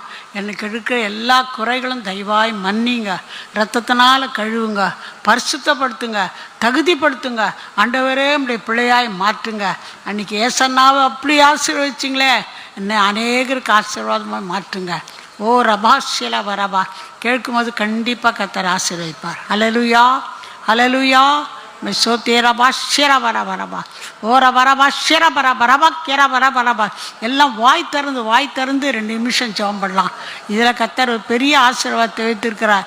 யாரை கசப்பாக பேசுனீங்க, யாரை திட்டினீங்க, யாரை பற்றி நீங்கள் கசப்பாக உள்ளத்தில் இன்னும் வச்சுன்னுக்கிறீங்க, உங்கள் மாமியாரை பற்றியோ மருமகளை பற்றியோ இல்லை சொந்தக்காரை பற்றியோ பக்கத்து வீட்டுக்காரை பற்றியோ உங்கள் கணவரை பற்றியோ பிள்ளைகளை பற்றியோ எதுவாக இருந்தாலும் எல்லாத்தையும் அறிக்கையிடும் போது உங்கள் தேவையெல்லாம் கர்த்தர் கண்டிப்பாக சந்திப்பார். அல்லேலூயா. சோத்திரிக்கிறோம் சோத்திரிக்கிறோம் கர்த்தாவே, சோத்திரிக்கிறோம் சோத்திரிக்கிறோம் சோத்திரிக்கிறோம் சோத்திரிக்கிறோம் சோத்திரிக்கிறோம். ஒரு சில காரியத்துக்காக ஜெபம் பண்ணிவிட்டு புதிதாக வர்றவங்களுக்காக ஜெபம் பண்ணலாம். எல்லாம் சேர்ந்து ஜெபம் பண்ணலாம். அதுக்கப்புறம் இவங்களுக்காக நான் ஜெபிக்கிறேன். கார்த்திகா, உங்களுக்கு பொருளாதார பிரச்சனை நீங்கணும், வேலையில் பணிமாற்றம் சென்னைக்கு கிடைக்கணும். பேர் கார்த்திகா, புதுசாக வந்திருக்கிறவங்க. உங்களை பிரச்சனை எல்லாம் கர்த்தர் மாற்றி வேலையில் பணிமாற்றம் வரணும், சென்னைக்கு இடம் கிடைக்கும், பணிமாற்றம் கிடைக்கணும். அதுக்காக ஒரு நிமிஷம் ஜெபம் பண்ணலாம். கர்த்தாவே சோத்திரிக்கிறையா, கார்த்திகாவை ஆசீர்வதிங்க. இந்த பொருளாதார பிரச்சனை எல்லாம் எல்லாரும் சேர்ந்து ஜெபம் பண்ணலாம். மாற்றுங்க, ஆண்டவர் வேலையில் பணி மாற்றம் சென்னைக்கு வர நீங்கள் ஒரு அற்புதம் செய்யுங்க. இதை ஆசீர்வதிங்கப்பா, இந்த காரியத்தை செய்யுங்க இயேசுவின் நாமத்தில் பிதாவே. அடுத்தது ஜான். இந்த குடும்பத்தின் ஆசீர்வாதங்களுக்காக சகோதரன் ஜானுடைய குடும்ப ஆசீர்வாதங்களுக்காக நம்ம ஜெபிக்கலாம். கர்த்தாவே ஸ்தோத்திரிக்கிறையா, ஜானுடைய கர்த்தாவே சகோதரன் ஜானுடைய குடும்ப ஆசீர்வாதத்தை ஆண்டவரே நீ குறைவில்லாமல் நடத்தும். கர்த்தரை தேடலுக்கு ஒரு நன்மை குறைபடாது சொன்னீங்களே, அப்படியா நீங்கள் செய்யுங்க, நாம் மையப்படுத்திங்கள. அடுத்தது அபிஷேக். குடும்பத்தில் சமாதானம் ரட்சிப்பிற்காக வேலைக்காக ஜெபம் பண்ணணும். அந்த குடும்பத்தில் கர்த்தர் எப்படியாவது ஒரு சமாதானம் கட்டளையிடணும். சமாதானத்தை திருடுற சத்துருவை அப்புறப்படுத்தி சமாதானத்தை கட்டளையிட்டு, அது மட்டும் இல்லை ரட்சிக்கணும். அது மட்டும் இல்லை அவங்க நல்ல வேலையை கர்த்தர் கட்டளையிடணும். கர்த்தாவை அப்படி செய்ய போவதற்காக நன்றியோடு துதிக்கிற ஐயா. ஹரிராஜன். இந்த குடும்பத்தில் பல பிரச்சனைங்க, திருமண தடை மாறணும், அதுக்காக ஜெபம் பண்ணலாம். கர்த்தாவே இந்த ஹரிராஜனுடைய குடும்பத்தில் உள்ள எல்லா பிரச்சனைகளும் மாற்றுங்க, திருமண தடையெல்லாம் மாற்றுங்க ஆண்டவரே. அவள் தேவையை சந்தித்தரலாம், அற்புதம் செய்யுங்க. அதே போல் தமிழ் செல்வி, அவள் குடும்பம் ரட்சிக்க பண்ணணும். பிள்ளைகளுடைய படிப்பு 12ஆம் வகுப்பு தேர்வு நன்றாக எழுதணும். உங்கள் பிள்ளைங்க 12ஆம் வகுப்பு தேர்வு எழுதுகிறாங்க. இன்னும் யார் 12ஆம் வகுப்பு 10ஆம் வகுப்பு தேர்வு எழுதுகிறாங்களோ, நீ கூட ப்ராக்டிக்கல் எக்ஸாம் நடந்துனுக்குது. இதில் கர்த்தர் அற்புதம் செய்து ஆசீர்வதித்து சென்டம் மார்க் வாங்கி பாஸ் பண்ணேன். கர்த்தர் கிருபை செய்ய முடியாய் கர்த்தரை சோத்தரிக்கிறான். பாமி சோத்திரம் சோத்திரம் சோத்திரம் சோத்திரம் சோத்திரம் சோத்திரம் சோத்திரம் சோத்திரம். அது மட்டும் இல்லை, அவங்க மகன் 10ஆம் வகுப்பு படிக்கிறான். ஹால் டிக் நம்பர் கூட கொடுத்துருக்குறாங்க, 8852-356. நல்ல மதிப்பு தரணும். கடன் வாங்கி மாமியாரிடம் ஒரு 2 லட்சத்துக்கு மேலே கொடுத்துட்றாங்களாம். அவள் திரும்பி தராதனால என்னால் அடைக்க முடியவில்லை. அந்த வாங்கின கடனை அவங்க கொடுக்கணும், அந்த கடனை அடைக்கணும். கர்த்தர் அற்புதம் செய்யணும். சின்ன ராஜா, அவங்களுக்கு இந்த கஷ்டங்க இருக்குது. அதுக்கப்புறம் ஒரு 3 லட்சம் 2 லட்சம் இந்த மாதிரி கடன்கள்லாம் இருக்குது. இந்த கடன்லாம் கர்த்தர் அடைக்கணும். இதனால் குடும்பத்தில் சமாதானம் இல்லை. குடும்பத்தில் ஆரோக்கியத்திற்காக, உடல் சுகம் மற்றும் நீண்ட ஆயுளுக்காக ஜெபம் பண்ணணும். கர்த்தர் அந்த குடும்பத்தில் நல்ல சுகம், பலன், ஜீவன், நீண்ட ஆயுள் தரணும். கடன்லாம் அடைக்கணும், கடன் பிரச்சனைலாம் மாற்றணும். கர்த்தர் அற்புதம் செய்யணும். அக்கா கர்த்தரை சோத்தரிப்போம். சோத்திரம் சோத்திரம் சோத்திரம் சோத்திரம் சோத்திரம் சோத்திரம் சோத்திரம் சோத்திரம். மந்திரமூர்த்தி, இவர் ஆட்டோ டிரைவர். அவர் வருமானத்திற்காகவும் 3 பிள்ளைகளுடைய படிப்புக்காக கர்த்தர் ஜெபிக்கும்படி கேட்டிருக்கார். இந்த மந்திரமூர்த்தியினுடைய ஆட்டோ டிரைவர் அவருக்கு வருமானத்துக்காக கட்டளையிடணும். அவள் பிள்ளைகளோட படிப்பு காரியங்க தேவையெல்லாம் சந்திக்கணும். ஜெபிக்க கேட்ட ஒவ்வொருடைய தேவையும் கர்த்தர் அற்புதமாய் சந்திக்க முடியாது. கர்த்தரை சோத்தரிப்போம். சோத்திரம் சோத்திரம் சோத்திரம் சோத்திரம் சோத்திரம் சோத்திரம் சோத்திரம் சோத்திரம் சோத்திரம் சோத்திரம் சோத்திரம் சோத்திரம் சோத்திரம். கர்த்தாவே துதிக்கிறோம் துதிக்கிறோம் துதிக்கிறோம். உங்களுக்கு என்னென்ன தேவை இருந்தாலும் சரி, அதுக்காக கையை உயர்த்துங்க. உங்கள் கைகளை கர்த்தர் பார்ப்பார். இந்த கைகளை பார்த்து உங்கள் தேவையை கர்த்தர்ட்ட சொல்லுங்கள். ஆண்டவரே, இந்த பிரச்சனை இருக்கிறோம்ப்பா, இந்த தேவையில் இருக்கிறோம்ப்பா, இதை நாங்கள் மனுஷரை நம்மளை உண்மை தான் நம்புகிறோம், உண்மை நோக்கி தான் நாங்கள் பார்க்குறோம்ப்பா. ஒரு அற்புதம் செய்யுங்க, ஒரு அற்புதம் செய்யுங்க ஆண்டவரே. தீ ரபா லபாத்தி கேளுங்க கேளுங்க கேளுங்கள், அப்போது கொடுக்கப்படும் என்று வசனம் சொல்லுது. அதனால் ஆண்டவர் உண்மை நோக்கி பார்த்தவள் முகம் பிரகாசம் அடைந்தது, அது வெட்கப்பட்டு போனதில்லை. அதற்காக நன்றியோடு துதிக்கிற ராஜாமை சோத்தரிக்கிறோம். கர்த்தாவே துதிக்கிறோம் துதிக்கிறோம் துதிக்கிறோம் துதிக்கிறோம் துதிக்கிற ஐயா. வந்த ஒவ்வொருவருக்காக நாங்கள் ஜெபிக்கிற ஐயா. ஒவ்வொரு தேவையும் சந்தித்தரலப்பா. எல்லா பிரச்சனைகளை மாற்றுமப்பா. குடும்பத்தில் உள்ள கடன் தொலையெல்லாம் மாற்றுங்கப்பா. ஆண்டவரே, எந்த காரியத்தில் மன கஷ்டமாக இருக்கிறாங்க, எந்த விதத்தில் சமாதானம் இல்லை, சமாதான கேடெல்லாம் மாற்றி போடுங்க. ஆரோக்கியத்தோட விடுதலையோ கட்டளிடுங்கப்பா. குடும்பங்களில் சமாதானத்தை கட்டளிடுங்கப்பா. குடும்பத்தில் பிரச்சனைகளெல்லாம் மாற்றுங்கப்பா. குடும்பத்தில் தேவையெல்லாம் சந்திங்கப்பா. ஆண்டவரே, பிள்ளைகள் படிக்கிறாங்கப்பா, 10th 12th ஆண்டவரே மற்ற பெரிய கிளாஸ் படிக்கிறாங்க எல்லாருக்கும் ஞானம் கொடுத்து எக்ஸாமில் நல்லா மதிப்பெடுத்து பாஸ் பண்ண நீங்கள் உதவி செய்யுங்கப்பா. சோத்திரிக்கிறையா ஆண்டவரே, இந்த காரியம் முடியவே முடியாது, இது நடக்கவே நடக்காதுன்னு தீர்மானம் பண்ணிட்டு இருக்காங்கப்பா. நம்மால் கூடாத காரியம் உண்டு, தேவனால் கூடாத காரியம் ஒன்று பலனவா தீ ரபாத்தியர வரபா. நம்மால் கூடாத காரியம் ஒன்று இல்லைப்பா. ஆண்டவரே சோத்திரிக்கிறையா, பிள்ளைகள் எல்லாம் தேவையில்லை, ஒரு அற்புதம் செய்யுங்க, இப்பொழுதே ஒரு அற்புதம் செய்யுங்கப்பா. என்னால் செய்யக்கூடாத அதிசயமான காரியம் ஒன்றுண்டோ என்று சொன்னீங்களே, மலை எல்லாம் செய்ய முடியுமாப்பா. வந்த ஒருவராவது வந்தவண்ணமாக திரும்பி போகக்கூடாதப்பா. தேவை சந்திக்கப்பட்டவர்களாக இப்போ தீ ரரபத்தியர வரபா. ஆண்டவரே அற்புதம் செய்யும். கேட்ட வசனம் கொண்டு ஒவ்வொருவோடு தொடர்ந்து பேசுங்க, ஒவ்வொருவரையும் பரிசுத்தப்படுத்துங்க, தகுதிப்படுத்துங்க, ஒவ்வொரு ஆசீர்வாதமாய் மாற்றுங்கப்பா. தேவள் எல்லாவற்றையும் சந்தித்து பாதுகாத்துக்கொள்ளுங்க, நாமத்தை பயன்படுத்தி விழுங்கப்பா. சோத்திரிக்கிறையா, சபையை ஆசீர்வதியும் ஆண்டவரே, பாஸ்டர் ஆசீர்வதியும் ஆண்டவரே, மனைவி பிள்ளையை ஆசீர்வதியும் ஆண்டவரே. சோத்திரிக்கிறையா ஆண்டவரே, இங்கே கொத்தா ஊழியர் எல்லா அசிஸ்டன்ட் பாஸ்டர் குடும்பங்களை ஆசீர்வதிங்க. யார் யார் இங்கே உதவி செய்கிறாங்க, வேலை செய்கிறாங்க, என்ன வேலை செய்தாலும் எல்லாரையும் ஆசீர்வதிங்கப்பா. தேவையை எல்லாவற்றையும் சந்திங்கப்பா. ஆண்டவரே, தேடி நாடி முடித்தில் ஓடி வந்த மக்கள் ஒவ்வொருவரையும் ஆசீர்வாதத்தை அனுப்புங்க. ஆண்டவரே அற்புதம் செய்யுங்க, அற்புதம் செய்யுங்க, பெரிய காரியம் செய்யுங்க. பொறுப்புள்ள கருத்துக்குள்ள நாங்கள் தாழ்த்தருகிறோம்ப்பா. நாமத்தை மயப்படுத்திக்கிறோம். துதி கன மகிமை யாம் உமக்கே செலுத்துகிறோம். இயேசுவின் நாமத்தில் ஜெபம் கேளும் பிதாவே, ஆமென். God bless you. உங்கள் அனைவருக்கும் என்னுடைய அன்பு கலந்த வணக்கம் தெரியுது. கர்த்தர் நாம ஸ்தோத்திரம்.